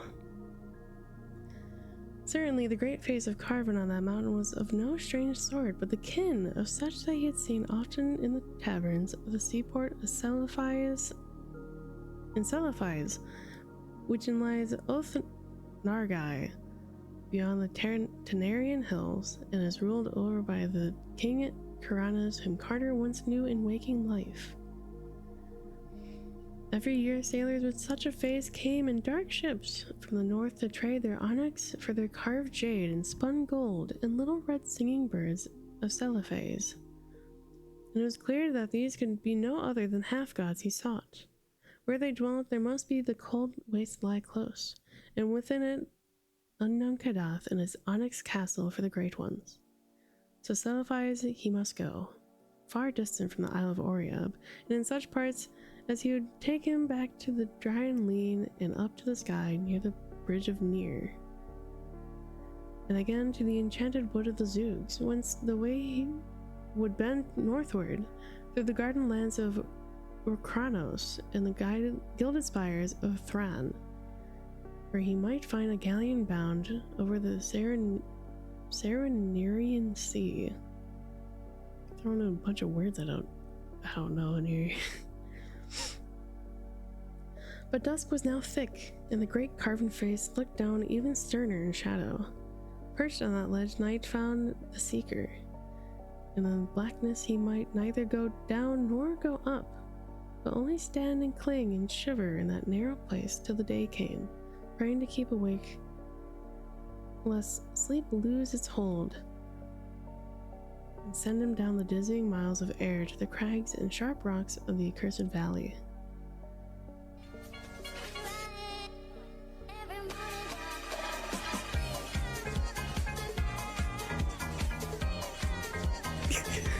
Got the raid. Hello! Welcome. Mishi, hi! Hi, Wolf. How are you? Always the raid. Let's see, what were you doing, buddy? Prince of Persia, the Lost Crown. Ooh. Hi Wolf. Hi everybody. Welcome in. Connor, hi. Oh my goodness, so many people here. Welcome in, everybody. Welcome, Raiders. If you don't know who I am, my name is Lucian. You can also call me Lucy. I'm your big Tay goth kitty here to start your week off a little bit better. And tonight, we are reading an H.P. Lovecraft novella called The Dream-Quest of Unknown Kadath. You're welcome to read along with me if you can figure out where I am. Otherwise, you're welcome to listen to this soothingly haunting story. But thank you again, Will, for the raid. Please get some water, get some food, get comfy, cozy, and join me in reading this very spoopy story. The stars came out, but save for them, there is only black nothingness in his eyes, nothingness leagued with death, against whose beckoning he might do no more than cling to the rocks and lean back away from the unseen brink. The last thing of earth that he saw in the gloaming was the condor soaring close to the westward precipice beside him, and darting screaming away when it came near the cave, whose mouth yawned, just out of reach. Gonna go eat, good. Have something delicious and yummy. Suddenly, without a warning in the sound of the dark, Carter felt his curved scimitar drawn stealthily out of his belt by some unseen hand. Then he heard it clatter down over the rocks below, and between him and the Milky Way, he thought he saw a very terrible outline of something noxiously thin and horned and tailed and bat-winged. Other things, too, had begun to blot out patches of stars west of him, as if a flock of vague entities were flapping quickly and silently out of that inaccessible cave in the face of the precipice. Then a sort of cold, rubbery arm seized his neck, and something else seized his feet, and he was lifted inconsiderably up and swung about in space. Another minute and the stars were gone, and Carter knew that the night gaunts had got him. What's happening? Thin stick with some sauce? Oh, hell yeah. That sounds really good. Have some for me, please. They bore him breathless into that cliffside cavern and through the monstrous labyrinth beyond. When he struggled, as at first he did by instinct, they tickled him with deliberation. They made no sound at all themselves, and even their membranous wings were silent. They were frightfully cold and damp and slippery, and their paws needed one detestably. I can't read, I'm sorry. Soon they were plunging hideously downward through the inconceivable abysses of a whirling, giddying, sickening rush of dank, tomb-like air, and Carter felt that they were shooting into an ultimate vortex of shrieking and demonic madness. He screamed again and again, but whenever he did so, the black paws tickled him with greater subtlety. Then he saw a sort of graying phosphorus about, and guessed they were coming to even that inner world of subterranean horror, of which dim light legends tell, and in which litten is only by the pale death fire where reeks the ghoulish air and the primal mists of the pit at Earth's core. Yeah, dang. Ew. At last, far below him, he saw faint lines of gray and ominous pinnacles, which he knew must be the fabled peaks of Thok. Awful and sinister, they stand in the haunted dusk of sunless and eternal depths, higher than man may reckon, and guarding terrible valleys, where bulls crawl and burrow nastily. But Carter preferred to look at them than at his captors, which were indeed shocking and uncouth black beings with smooth, oily, whale-like surfaces, unpleasant horns that curved inward towards each other, bat wings whose beating made no sound, ugly, prehensile paws, and barbed tails that lashed needlessly and disquietingly. And worst of all, they never spoke or laughed. And they never smiled because they had no faces at all to smile with, but only a suggestive blankness where a face ought to be. All they ever did was clutch and fly and tickle. That was the way of the night gaunts. As the band flew over, the peaks of Thok rose gray and towering on all sides, and one saw clearly that nothing lived on the austere and impassive granite of the endless twilight. And still lower levels of death's fires in the air gave out, and one met only with primal blackness of the void, save aloft where the thin peaks stood goblin-like. Lovecraft, are you okay, buddy? Soon the peaks were very far away and nothing about it but great rushing winds and the dankness of nethermost grottos in them. Then in the end of the night, Gaunt landed on the floor of unseen things which felt like layers of bones, and left Carter all alone in that black valley. To bring him thither was the duty of the night gaunts that guard in Granick, and this is drone as they flap away silently. When Carter tried to trace their flight, he found out he could not, since even the peaks of Throck had faded out of sight. There was nothing anywhere but blackness and the horror and silence and bones. Now Carter knew from a certain source that he was in the Vale of Kadath, where crawl and burrow the enormous bulls, but he did not know what to expect because no one has ever seen a bull or even guessed what such a thing may be like. Bulls are known only by dim rumor, from the rustling they make amongst mountains of bones and the slimy touch they have when they wriggle past one. They cannot be seen because they creep only in the dark. Carter did not wish to meet a bull, so he listened intently for any sound on the unknown depths of bones about him. Even in this fearsome place, he had a plan and an objective, for whispers of Kadath and its approaches were not unknown to one with whom he had talked much with in the old days. In brief, it seemed fairly likely that this was the spot into which all the ghouls of the waking world cast the refuse of their feastlings, and that if he but had good luck, he might stumble upon that mighty crag taller even than Throck's peaks, which could mark the edge of their domain. Showers of bones would tell him where to look, and once he found, he could call to the ghoul to let him down a ladder. For strange to say, he had a very singular link with these terrible creatures. A man he had known in Boston, a painter of strange pictures with a secret studio in an ancient and unhallowed alley near a graveyard, had actually made friends with the ghouls and had taught him to understand the simpler part of their disgusting meeping and glibbering. I'd like to put a side note, this dude knows 4 languages. He knows human language, whatever that might be. He knows the Zoogs, which is flittering noises. He knows cats. And now he knows ghouls. How many languages does Carter know? Anyway, this man had vanished at last, and Carter was not sure, but he might find him now, and use for the first time in dreamland that faraway English of his dim waking life.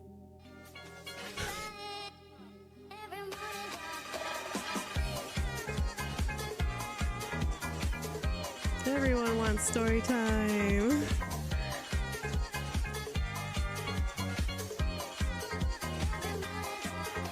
Welcome, welcome, welcome, welcome. Hello, Mew.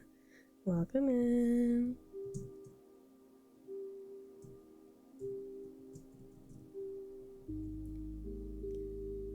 No, I know you're playing Valkyrie Elysium. I think is what it's called, Valkyrie Elysium. Welcome in. Thank you for the raid. For anyone that doesn't know me, I'd be a little surprised. My name's Lucy. You can call me Lucian or Lucy. I'm your big titty goth kitty here to start your week off a little bit better. And we're reading a story called The Dream-Quest of Unknown Kadath. We're like a third of the way through at this point, and I'm not expecting to finishing it tonight. But stick around. Grab some drinks, grab some snacks, get cozy.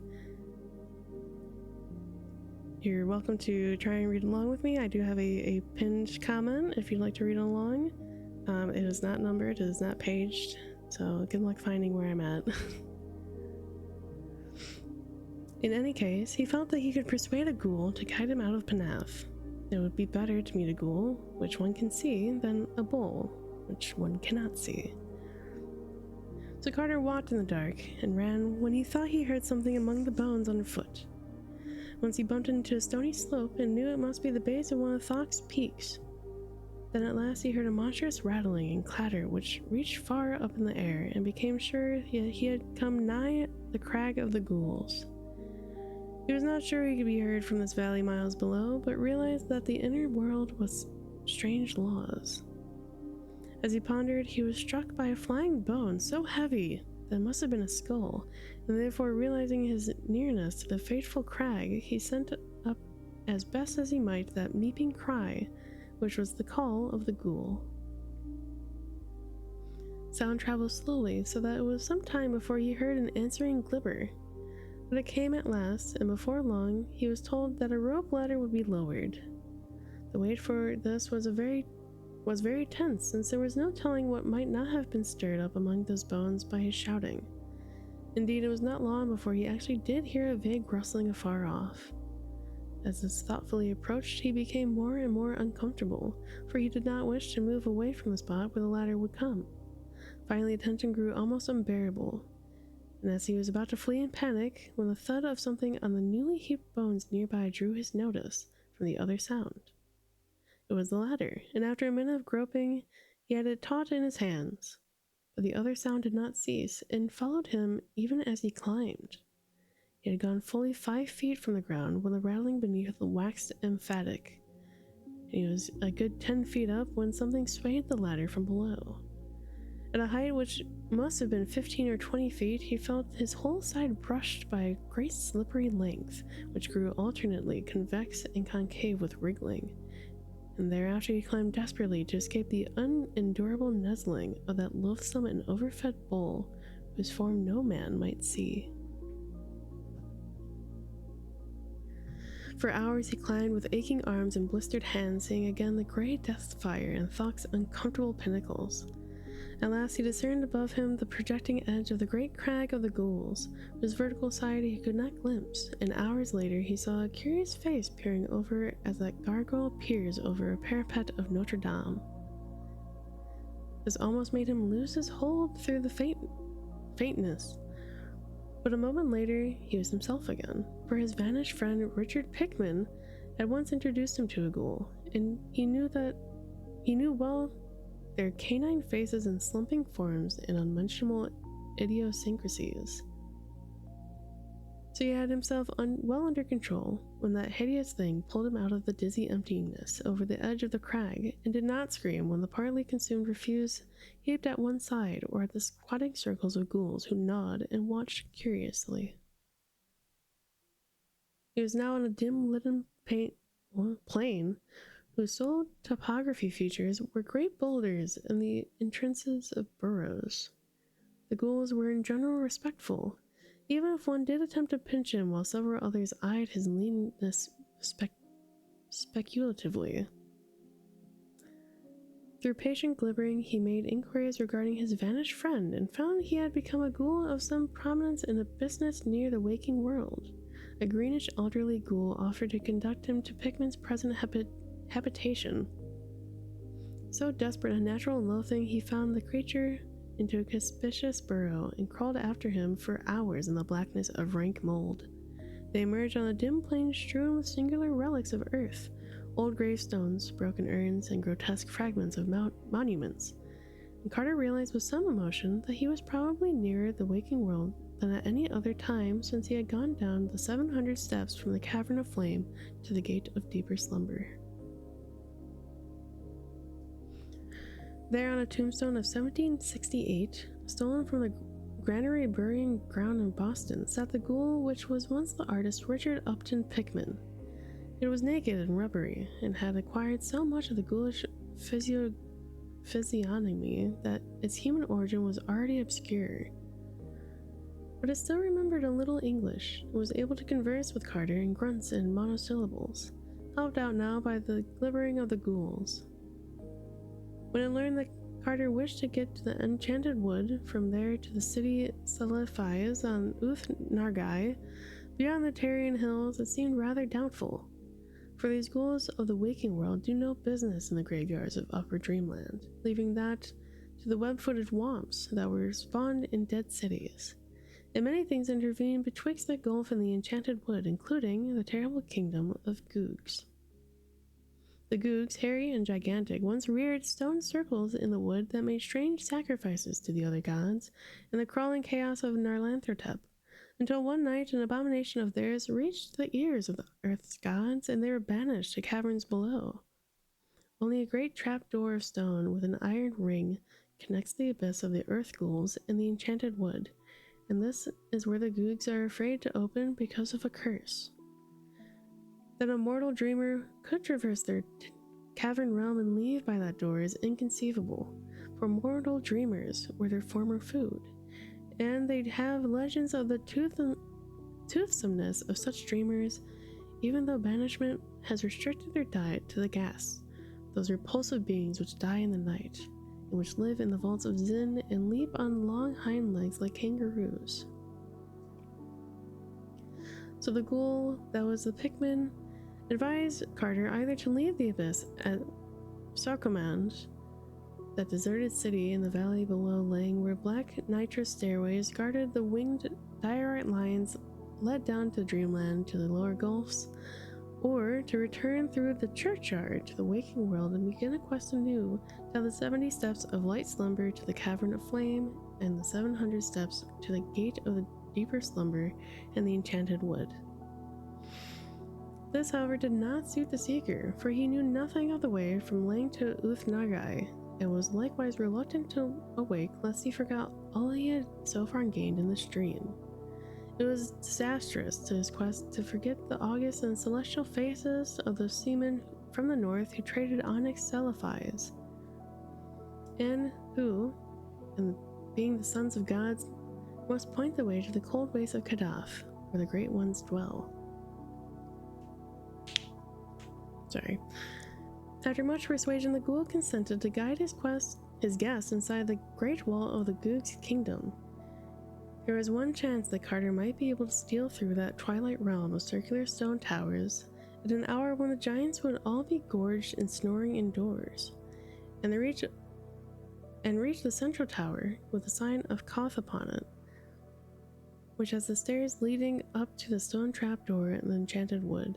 Pikmin even consented to lend 3 ghouls to help with a tombstone lever in raising the stone door, for of ghouls the Googs were somewhat afraid, and they often flee from their own colossal graveyards when they see feasting there.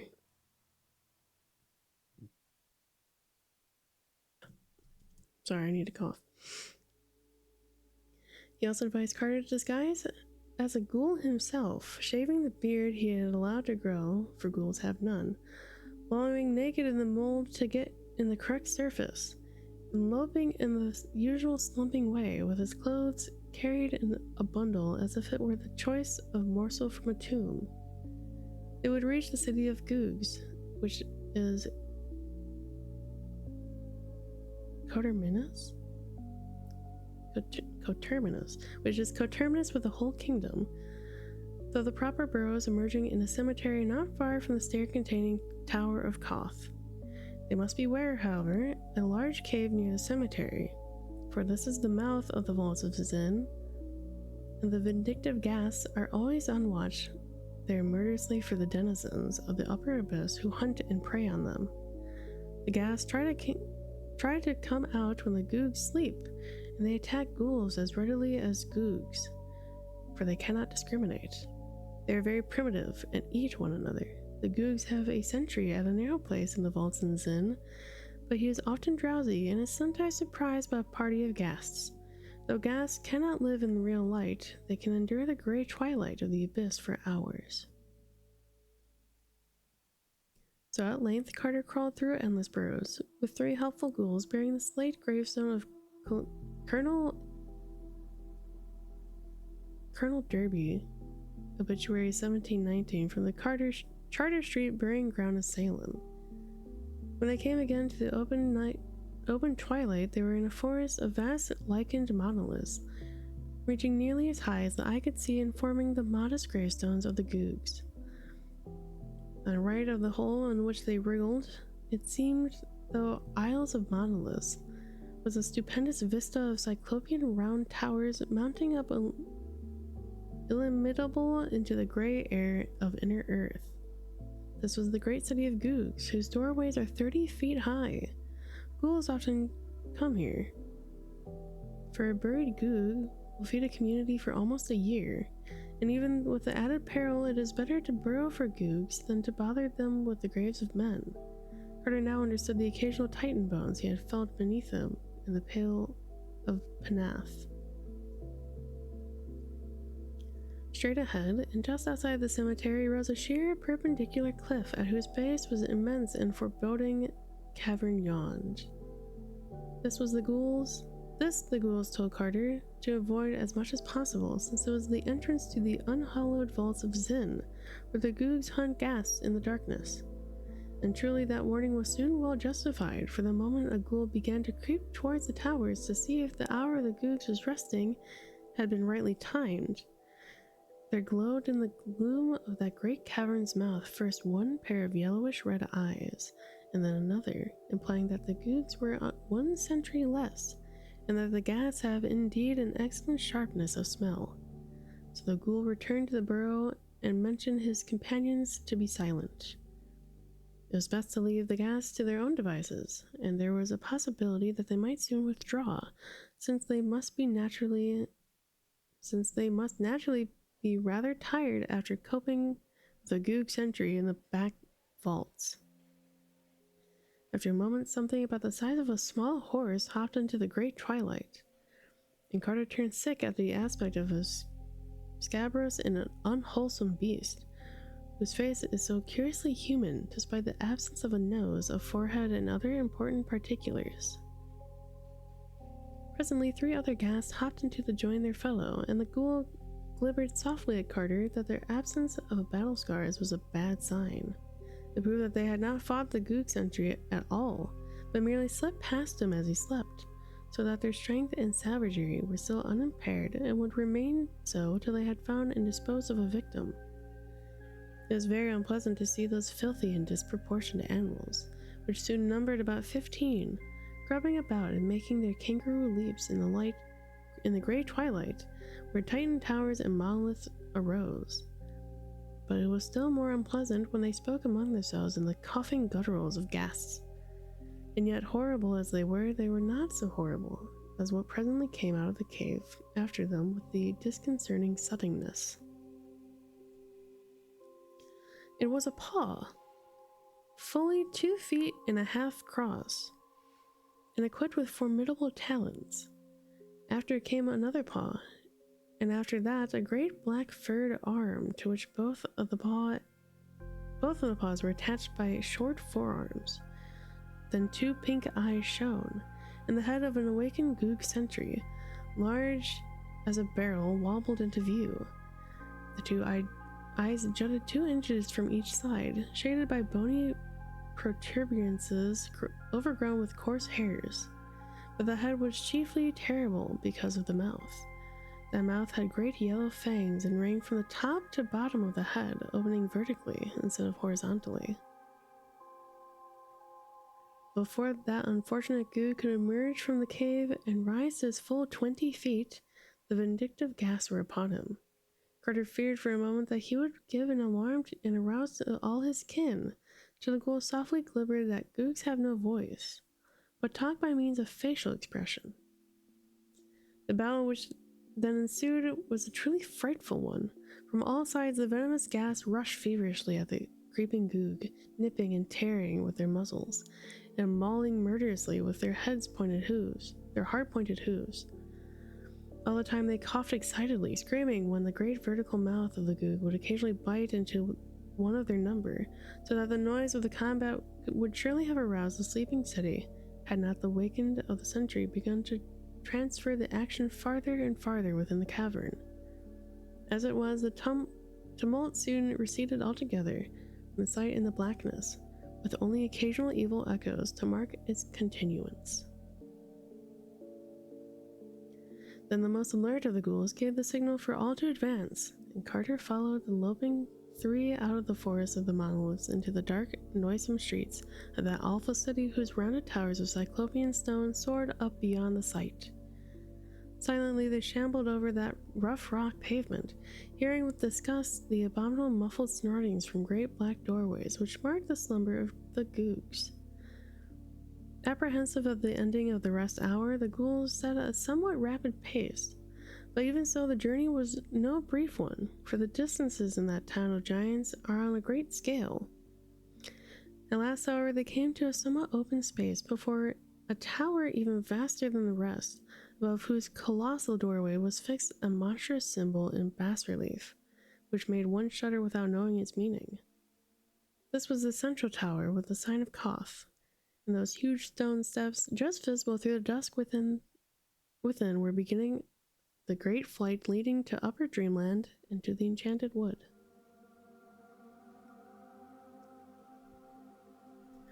There now began a climb of interminable length in utter blackness, made almost impossible by the monstrous size of the steps, which were fashioned for googs and were therefore nearly a yard height. Oh, that's fucking rough. Of their number, Carter could form no just estimate, for he soon became so worn out that the tireless and elastic ghouls were forced to aid him. All through the endless climb, there lurked the peril of detection and pursuit, for though no goog dares lift the stone door to the forest because of the Great One's curse, there are no such restraints concerning the tower and the steps, and escape ghast are often chased even to the very top. So sharp are the ears of the googs that the bare feet and hands of the climbers might readily be heard when the city awoke, and it would, of course, take but little time for the striding giants, accustomed from their ghast hunts in the vaults of Zin to seeing without light, to overtake their smaller and slower quarry of the Cyclopean steppes. It was very depressing to reflect on that silent pursuing googs could not be heard at all, but would come very suddenly and shockingly in the dark upon the climbers. Nor could the traditional fear of googs for the ghouls be depended upon until that particular place where the advantages lay so heavily with the googs. There is also some peril from the fugitive venomous gas, which frequently hopped up into the tower during the sleep hour of the googs. If the googs slept long, then the gas returned soon from the deep in the cavern. The scent of the climbers might easily be picked up on those loathsome and ill-disposed things, in which case it would almost be better to be eaten by a goog. Sorry for the sirens.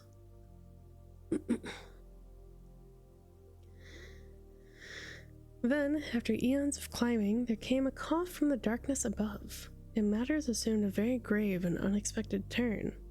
It was clear that the ghast, or perhaps even more, had strayed into the tower before coming to the Carter and his guides, and it was equally clear that his peril was very close. After a breathless second, the leading ghoul pushed Carter to a wall and arranged his two townsfolk in the best possible way, and with the slate tombstone raised for a crushing blow whenever the enemy might come in sight. Ghouls couldn't see in the dark, so the party was not badly off, as Carter would have been alone.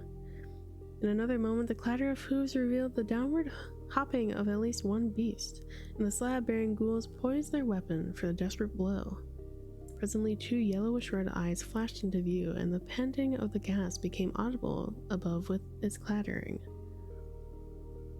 As it hopped down from the step just above the ghouls, they wielded an ancient gravestone with prodigious force, so that there was only a wheeze and a choking before the victim collapsed in a noxious heap.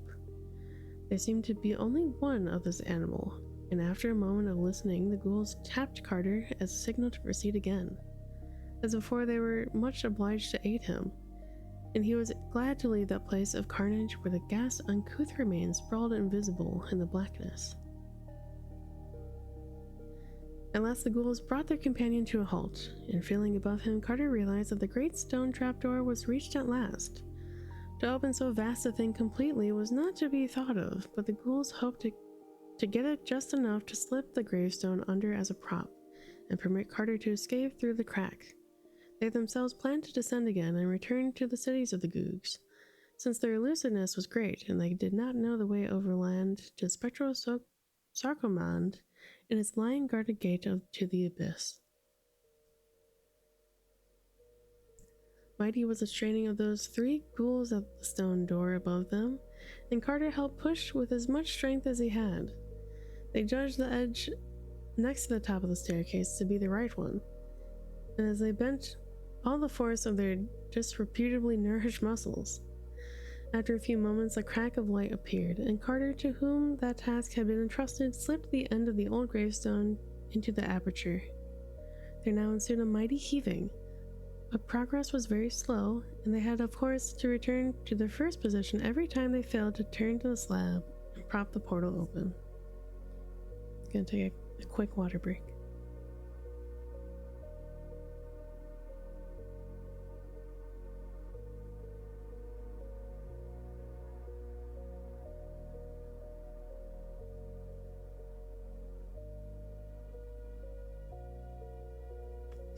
How is everyone liking the story so far? Or maybe a little before halfway?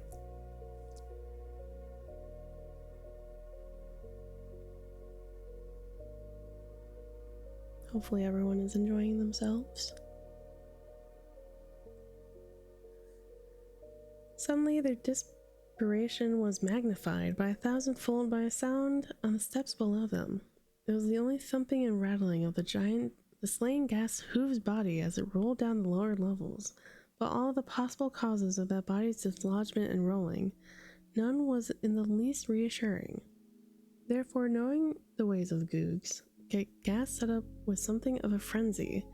In that surprisingly short time had the door been so high that they were able to hold it still whilst Carter turned the slab and left a generous opening. They now helped Carter through, letting him climb up to their rubbery shoulders and later guiding his feet as he clutched at the blessed soil of the upper dreamland outside. Another second, and they were through themselves, knocking away the gravestone and closing the great trap door, while panting became audible beneath. Because of the Great One's curse, no Goog might ever emerge from that portal. So with a deep relief and a sense of repose, Carter lay quietly on the thick, grotesque fungi of the enchanted wood, while his guides squatted near in the manner of the ghoul's rest. Weird as was that enchanted wood through which he had fared so long ago, it was verily a haven and a delight after the gulfs he had now left behind. There was no living denizen about, for Zoogs shunned the mysterious door in fear, and Carter at once consulted with his ghouls about their future course. To return through the tower they no longer dared, and the waking world did not appear to them when they learned that they must pass the priests Nasht and Kamanta and the cavern of the flame. So at length they decided to return through Sorkomand and escape of the abyss. Though of how to get there, they knew nothing. Carter recalled that it lies in the valley below Ling, and recalled likewise that he had seen Dryaleen with a sinister, slant-eyed old merchant reputed to trade on Ling. Therefore, he advised the ghouls to seek out Drylath Lean, crossing the fields to Near and to Sky, and following the river to its mouth. This they did at once resolve to do, and lost no time in loping off, since the thickening of the dusk promised a night full ahead for travel. Carter shook the paws of those repulsive beasts, thanking them for their help and sending his gratitude to the beast which was once Pikmin, but could not help but sighing with pleasure for when they left. For a ghoul is a ghoul, and at best an unpleasant companion for a man. After that, Carter sought a forest pool and cleansed himself of the mud and nether earth, thereupon reassuming the clothes he had so carefully carried. It was now night in that redoubtable wood of the monstrous trees, but because of the phosphorescence one might travel as well as by day. Wherefore Carter set off upon the well-known route towards Celephase and Uth-Nargai beyond the Tenarian hills. And as he went through the zebra, he thought of the zebra he had left tethered to an ash tree and in Granik in faraway Oriab so many eons ago, and wondered if any lava gatherer had fed and released it. And he wondered too if he would ever return to Baharna and pay the zebra for what was slain in the night in those ancient ruins by Yath's shore, and if the old tavern keeper would remember him. Such were the thoughts that came to him in the air of the regained upper dreamland. But presently his progress was halted by a sound from a very large hollow tree. He had avoided the great circle of stones, since he did not care to speak with Zooks just now, but it appeared from the singular fluttering in that huge tree that important councils were in session elsewhere. Upon drawing nearer, he made out the accents of a tense and heated discussion, and before long became conscious of the matters which he viewed with the greatest concern. For a war on the cats was under debate in that sovereign assembly of Zoogs. Came from the loss of the party which had sneaked after Carter into Ulthar, in which the cats had justly punished for unsuitable intentions. The matter had long rankled, and now, or within at least a month, the marshaled Zoogs were about to strike the whole feline tribe in a series of surprise attacks, taking individual cats or groups of cats unawares, and giving not even the myriad cats of Ulthar a proper chance to drill and mobilize. This was the plan of the Zoogs, and Carter saw that he must foil it before leaving on his mighty quest. Very quietly, therefore, did Randolph Carter steal to the edge of the wood, and send the cry of the cat over the starlit fields. And a great grimalkin in the nearby cottage took up the burden and relayed it across the leagues of rolling meadow to warriors large and small, black, gray, tiger, white, yellow, and mixed, and it echoed through near and beyond the sky, even into Ulthar, and Ulthar's numerous cats called in chorus and fell into a line of march. It was fortunate that the moon was not up, so that all the cats were on earth. Swiftly and silently leaping, they sprang from every hearth and housetop and poured in a great furry sea across the plains to the edge of the wood. Carter was there to greet them, and the sight of shapely, wholesome cats was indeed good for his eyes after the things he had seen and walked in the abyss. He was glad to see his venerable friend and one-time rescuer at the head of Ulthar's detachment, a collar of rank around his sleek neck, and his whiskers bristling at the martial angle. Better still, as a sub-lieutenant in the army, that was brisk young fellow who proved to be none other than the very little kitten at the inn to whom Carter had given a saucer of rich cream on that long-vanished morning in Ulthar. He was a strapping and promising cat now, and purred as he shook the hands with his friend. His grandfather said he was doing very well in the army, and that he might well expect a captaincy after one more campaign. Carter now outlined the peril of the cat tribe, and was rewarded by deep-throated purrs of gratitude from all sides. Consulting with the generals, who prepared a plan of instant action which involved marching at once upon the Zoog Council and the other known strongholds of Zoogs, forestalling their surprise attacks and forcing them to terms before the mobilization of their army of invasion. Thereupon, without a moment's loss, a great ocean of cats flooded the enchanted wood and surged around the council tree in the great stone circle. Flutterings rose to panic pitch as the enemy saw the newcomers, and there was very little resistance among the furtive and curious brown Zoogs. They saw that they were beaten in advance and turned from thoughts of vengeance to thoughts of present self-preservation. Half of the cats now seated themselves in a circular formation, with the captured Zoogs in the center, leaving open a lane which were marched the additional captives, rounded up by the other cats in the other parts of the wood. Terms of them were discussed at length, Carter acting as an interpreter, and it was decided that the Zoogs might remain a free tribe on condition of rendering to the cats a large annual tribute of grouse, quail, and pheasants from the less fabulous parts of the forest. 12 young Zoogs of noble families were taken as hostages to be kept at the Temple of the Cats of Ulthar, and the visitors made it plain that any disappearances of cats on the borders of the Zoog domain would be followed by consequences highly disastrous to the Zoogs. These matters disposed of, the assembled cats broke ranks and permitted the Zoogs to slink off one by one to their respective homes, which they hastened to do with many a sullen backward glance. I'd like to say for a third time, I did not pick this story because of the cats. I had no idea that the cats were a prominent part of the story. Just to clarify, again. The old cat general now offered Carter an escort through the forest to whatever border he wished to reach, deeming it likely that the Zoogs would harbor dire resentment against him for the frustration of their warlike enterprise. This offer he welcomed with gratitude, not only for the safety it afforded, but because he liked the graceful companionship of cats.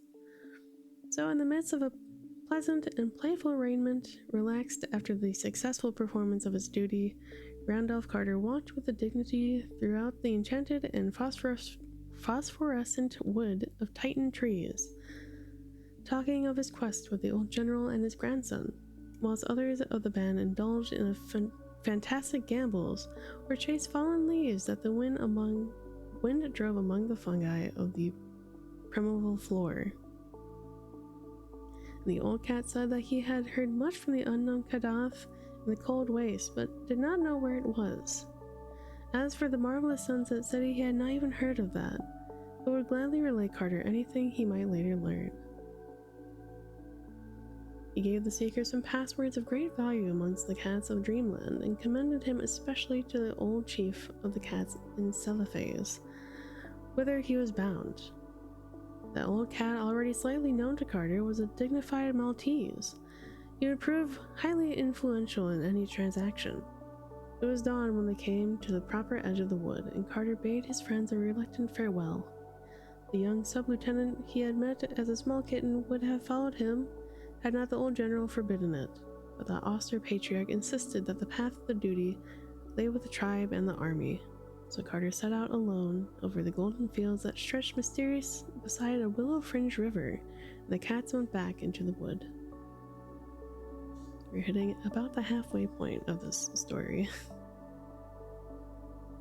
Well did the traveler know that these garden lands that lie betwixt the wood and the Cyrenian Sea, and blithely did he follow the singing river of Orkranos that marked his course. The sun rose higher over gentle slopes of grove and lawn, and heightened the colors of the thousand flowers that starred each knoll and dingle.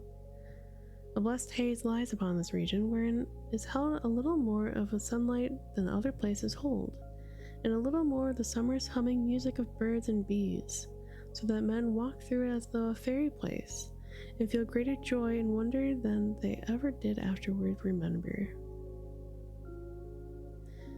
By noon, Carter reached the jasper terraces of Kiran, which sloped down to the river's edge and bear that temple of loveliness where the king of Vlad comes from his far realm in the twilight sea once a year in a golden palanquin to pray to the gods of Orkranos, who sang to him in youth when he dwelt in his cottage by the banks.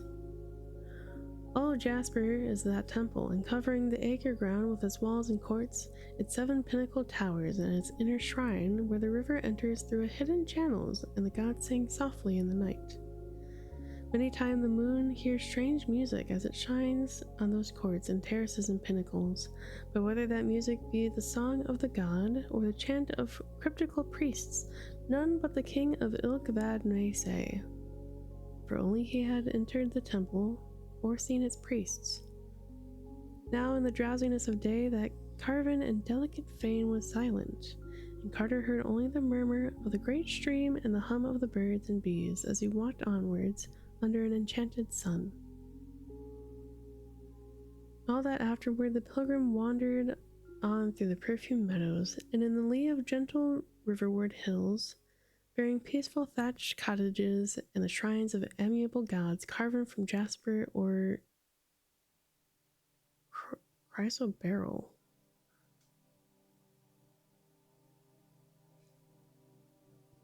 Sure.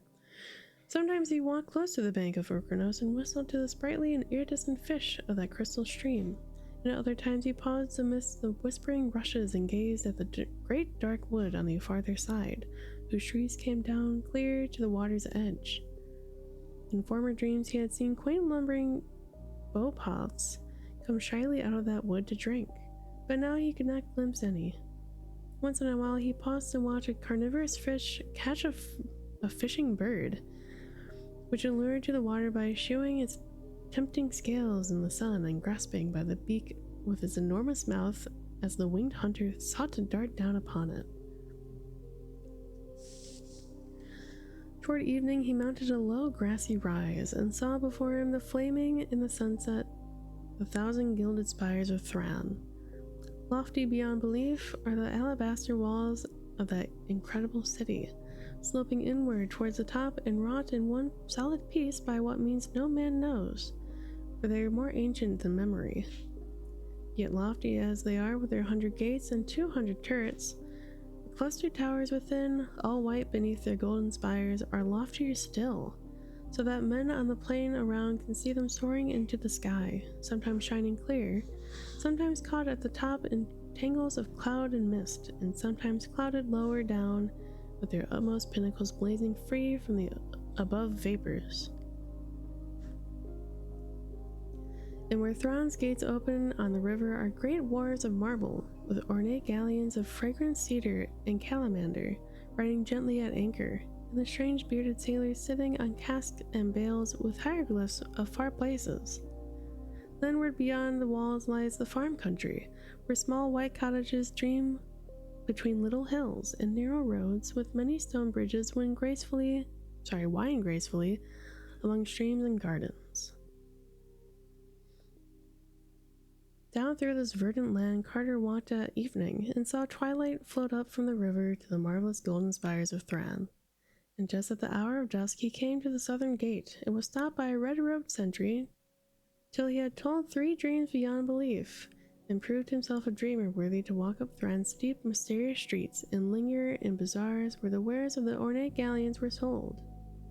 Then into that incredible city he walked, through a wall so thick that the gate was a tunnel, and thereafter amidst the carved and undulant ways winding deep and narrow between the heavenward towers. Lights shone through the grated and balcony windows, and the sound of lutes and pipes stole timid from their inner courts, where marbled fountains bubbled. Carter knew his way, and edged around through the darker streets to the river, where an old sea tavern found the captains and seamen he had known in a myriad other dreams. There he bought his passage to Celephies on a great green galleon, and there he stopped for the night after speaking gravely to the venerable cat of the inn, who blinked dozing before an enormous hearth and dreamed of old wars and forgotten gods. In the morning, Carter boarded with the galleon bound for Celephies, and in that prow the ropes were cast off, and the long sail down the Serenarian Sea began. For many leagues the banks were much as they were above Thran, with now and then a curious temple rising on its farther hills towards the right, and a drowsy village on the shore, with steep red roofs and nets spread in the sun. Mindful of his search, Carter questioned all the mariners closely about whom they had met in the taverns of Celephies, asking the names and the ways of the strange men with long, narrow eyes, long-lobed ears, thin noses, and pointed chins, who came in the dark ships from the north and traded onyx for the carved jade and spun gold and little red singing birds of Celephies. Of these men the sailors knew not much, save that they talked but seldom and spread a kind of awe about them. Their land, very far away, was called Inganak, and not many people cared to go thither because it was a cold twilight land, and said to be close to unpleasant Lang, although high impassable mountains towered on the side where Lang was thought to lie, so that none may say whether this evil plateau with its horrible stone villages and unmentionable monasteries were really there, or whether the rumor were only a fear that timid people felt in the night when those formidable barrier peaks loomed back against a rising moon. Certainly men reached Lang from very different oceans. Of other boundaries of Inganak, those sailors had no notion, nor had they heard of the cold wastes in unknown Kadath, save from vague, unplaced report. And of the marvelous sunset city which Carter thought they knew nothing at all, so the traveler asked no more of far things, but bided his time, till he might talk with the strange men from the cold and twilight Inganak, who were the seed of such gods as carved their features in granite.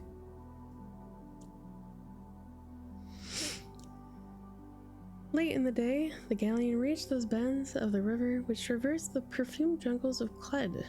Here Carter wished he might disembark, for those in topic tangles sleep wondrous palaces of ivory alone and unbroken, where once dwelt fabulous monarchs of a land whose name is forgotten. Spells of the Elder Ones keep those places unharmed and undecayed, for it is written that there may be one day a need of them again. and elephant caravans have glimpsed them from far away by moonlight, though none dare approach them closely because of the guardians to which their wholeness is due. But the ship swept on, and dusk hushed the hum of the day, and the first stars above blinked answers to the early fireflies on the banks, and that as the jungle fell far behind, leaving only its fragrance as a memory that it had been. And all through the night, that galleon floated on past mysteries unseen and unsuspected. Once a lookout reported fires on the hill to the east, but the sleepy captain said they had better not be looked at too much, since it was highly uncertain just who or what had lit them. In the morning, the river had broadened out greatly, and Carter saw by the houses along the banks that they were close to the vast trading city of Helenith on the Serenarian Sea. Here the walls are of rugged granite, and the houses peaked fantastically with beamed and plastered gables. The men of Helenith are more like those of the waking world than any others in Dreamland, so that the city is not sought except for barter, but is prized for the solid work of the artisans. The wars of Helenith are of oak, where the galleon made fast while the captain traded in the taverns. Carter also went ashore and looked curiously upon the rustled streets, where wooden ox carts lumbered and feverish merchants cried their wares vacuously to the bazaars. The sea taverns were all close to the wharves on cobbled lanes, salt with the spray of the high tides, and seemed exceedingly ancient in their low black beam ceilings and casements of greenish bull's-eye panes. Ancient sailors in those taverns talked much of the distant ports and told many stories of the curious men from Twilight Inganak, but had little to add to what the seamen of the galleon had told. Then at last, after much unloading and loading, the ship set sail once more over the sunset sea, and the high walls of the gables of Helenith grew less as the last golden light of the day lent them a wonder and beauty beyond any that men had given them. 2 nights and 2 days the galleon sailed over the Serenarian Sea, sighting no land and speaking but one other vessel. Then near the sunset of the second day are loomed up ahead by the snowy peak of Iran and the ginkgo trees swaying in the lower slopes. And Carter knew that they were come to the land of Uth-Nargai in the marvelous city of Seliphaz. Swiftly there came a sight of the glittering minarets of the family's town, and the untarnished marble walls with their bronze statues and the great stone bridge where Naraxa joins the sea. Then rose the green gentle hills behind the town, with their groves of gardens of asphodels, and the small shrines and cottages upon them. And far in the background, in the purple ridge of the Tenarians, potent and mystical, behind which lay forbidden ways into the waking world and towards other regions of dream. The harbor was full of painted galleys, some of which were from the marble cloud city of Serenin, that lies in the ethereal space beyond where the sea meets the sky, and some of which were from more substantial ports on the oceans of Dreamland. Among these, the steersman threaded his way to the spice-fragrant wharves, where the galleon made fast in dusk as the city's million lights began to twinkle out over the water. Ever new seemed the deathless city of vision, for here time has no power to tarnish or destroy. As it has always been, is still the turquoise temple of Nath Horthath. Sure. And the 80 orchid withered priests are the same who builded it 10,000 years ago. Shining still is the bronze of the great gates, nor are the onyx pavements ever worn or broken. And yet the great bronze statues on the walls look down on merchants and camel drivers older than fable, yet without one gray hair on their forked beards.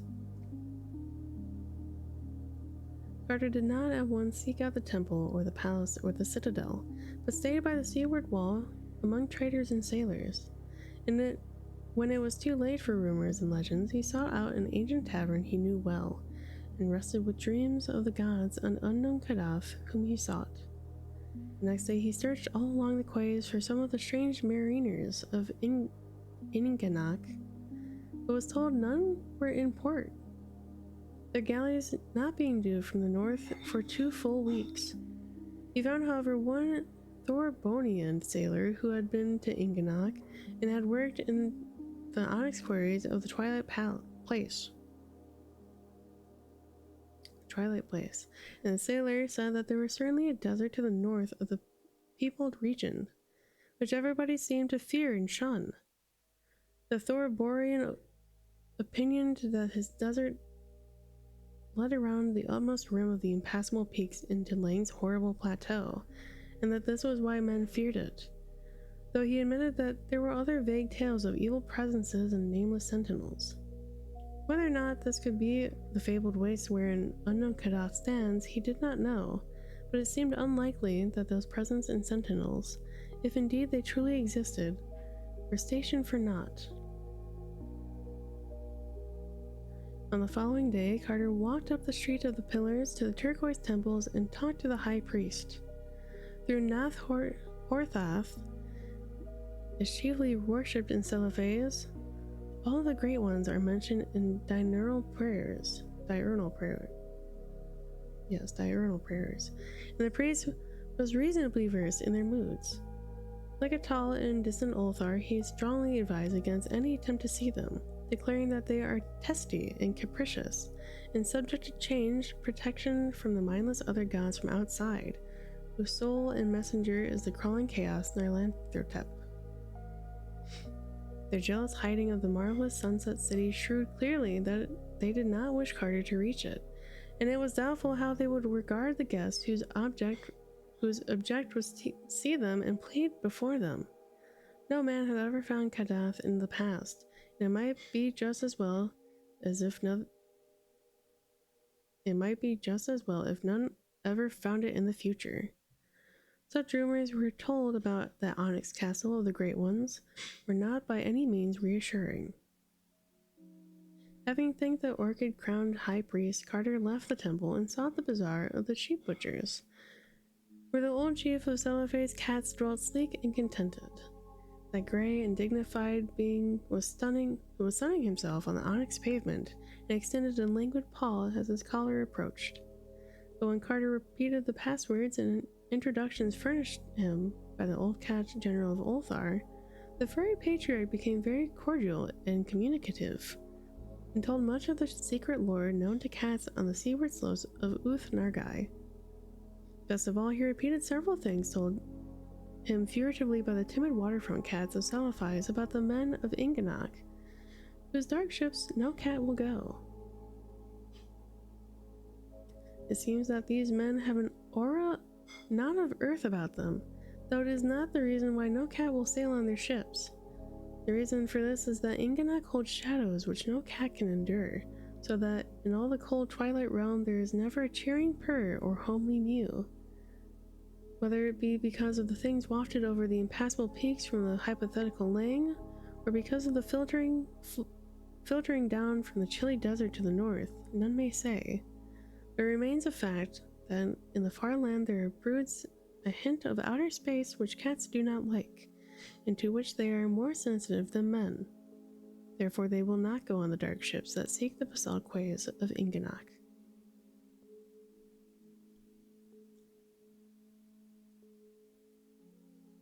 It's a lot of reading, sorry.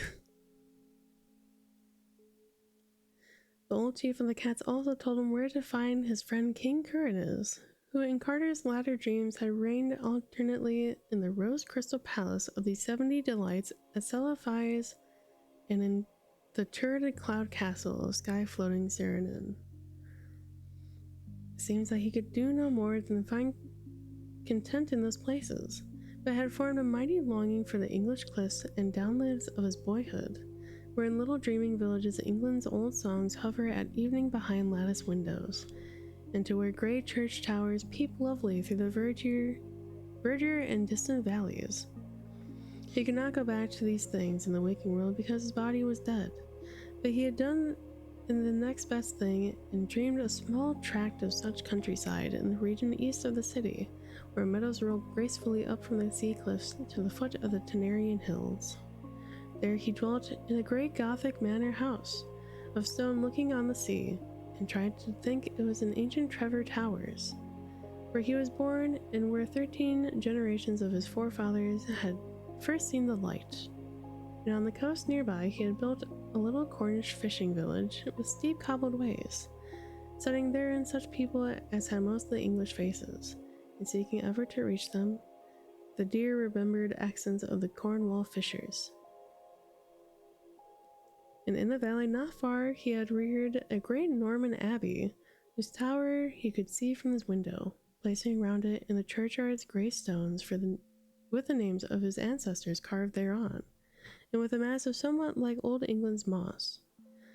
For though Cernunnos was a monarch in the lands of his dream, with all imagined pomps and marvels, splendors and beauties, ecstasies and delights, novelties and excitements at his command, he would gladly have resigned forever the whole of his life in power and luxury, and freedom for one blessed day as a simple boy in that pure and quiet England, that ancient beloved England, which had molded his being, and of which he must always be immutably a part.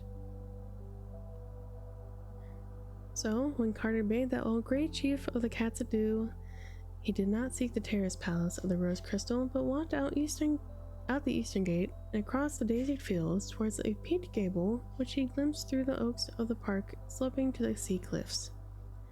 And in time he came to a great hedge and a gate with a little brick lodge. And when he rang the bell, there hobbled to admit him no robed and anointed lackey of a palace, but a small stubbly old man of a smock, who spoke as best as he could with the quaint tones of far Cornwall. And Carter walked up to the shady path between the trees as near as possible to England's trees, and climbed the terraces among the gardens set out in the Queen Anne's time. At the door, flanked by stone cats in the old way, he was met by a whiskered butler in suitable livery. He was presently taken to the library where Cernunnos, lord of Uth-Nargai and the sky around Serenin, sat pensive in a chair by the window looking on his little seacoast village, and wishing that his old nurse would come in and scold him because he was not ready for that hateful lawn party at the Visars, with the carriage waiting and his mother nearly out of patience. Cernunnos, clad in a dressing gown and the sort of favored by London's tailors in his youth, rose eagerly to meet his guest, for the sight of an Anglo-Saxon from the waking world was very dear to him, even if it was a Saxton from Boston, Massachusetts, instead of from Cornwall. And for long they talked of old times, having much to say because both were old dreamers, and well versed in the wonders of the incredible places. Cernunnos, indeed, had been out beyond the stars in the ultimate void, and was said to be the only one who had ever returned sane from such a voyage. At length Carter brought up the subject of his quest, and asked of his host these questions that he had asked of so many others. Cernunnos did not know where Kadath was, or the marvelous Sunset City, but he did know that the Great Ones were very dangerous creatures to seek out, and that the other gods had strange ways of protecting them from impertinent curiosity. He had learned much of the other gods in the distant parts of space, especially in that region where form does not exist, and colored gases study upon the innermost secrets. The violet gas Signac had told him terrible things of the crawling chaos Nyarlathotep, and warned him to never approach the central void where the Daemon Sultan Azathoth gnaws hungrily in the dark. Altogether, it was not well to meddle in the Elder Ones, and if they persistently denied all access to the marvelous Sunset City, it were better to not seek that city. Cernunnos furthermore doubted whether his guest would profit aught by coming to the city even were he to gain it. He himself had dreamed and yearned long years for lovely Celophae in the land of Uth-Nargai, and for the freedom and color and high experience of life devoid of its chains, conventions, and stupidities. But now he was come to the city and that land, and the king of thereof. He found the freedom and the vividness all too soon worn out, and the monotonous for want of linkage with anything firm in his feelings and memories. He was a king of Uth-Nargai, but found no meaning therein, and drooped always for the old familiar things of England that had shaped his youth. All of his kingdom would he give for the sound of Cornish church bells over the downs, and the thousand marionettes of cellophades for the steep homely roofs of the village near his home. So he told his guests that the unknown Sunset City might not hold quite the content he sought, and that perhaps it was better to remain a glorious and half-remembered dream, for he had visited Carter often in the old waking days and knew well the lovely New England slopes that had given him birth. At last he was very certain the seeker would not long only for the early remembered scenes, the glow of Beacon Hill at evening, the tall steeples and winding hill streets of quaint Kingsport, the hoary gambrels roofs of ancient and witch-haunted Arkham, and the blessed miles of meads and valleys where the stone walls rambled and white farmhouse gables peeped out from the bowers of verdure. These things he told Randolph Carter, but still the seeker held to his purpose, and in the end they parted each with his own conviction, and Carter went back through the bronze gate into Cellophades and down to the Street of the Pillars to the old sea wall, where he talked more with the mariners of far ports and waited for the dark ship from the cold and twilight Ingannock, whose strange-faced sailors and onyx traders had in them the blood of the great ones.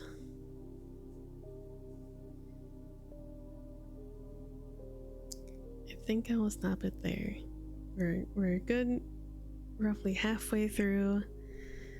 My voice is unfortunately starting to give out a little bit, and my eyes are losing focus.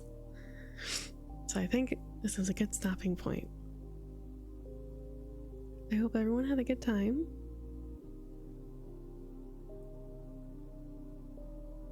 Something spooky, something whimsical.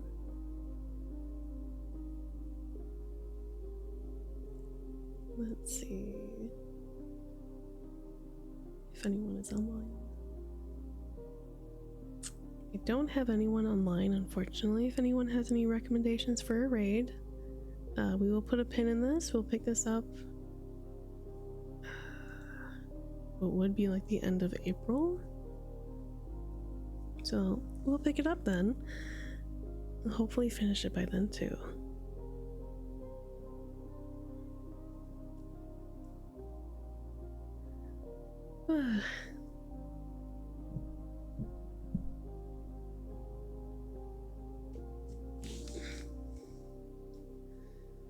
Well, I guess with that, no raid, just ending. I hope you all have a good rest of your day. Hope you all get some lovely sleep and that this story doesn't bring any nightmares.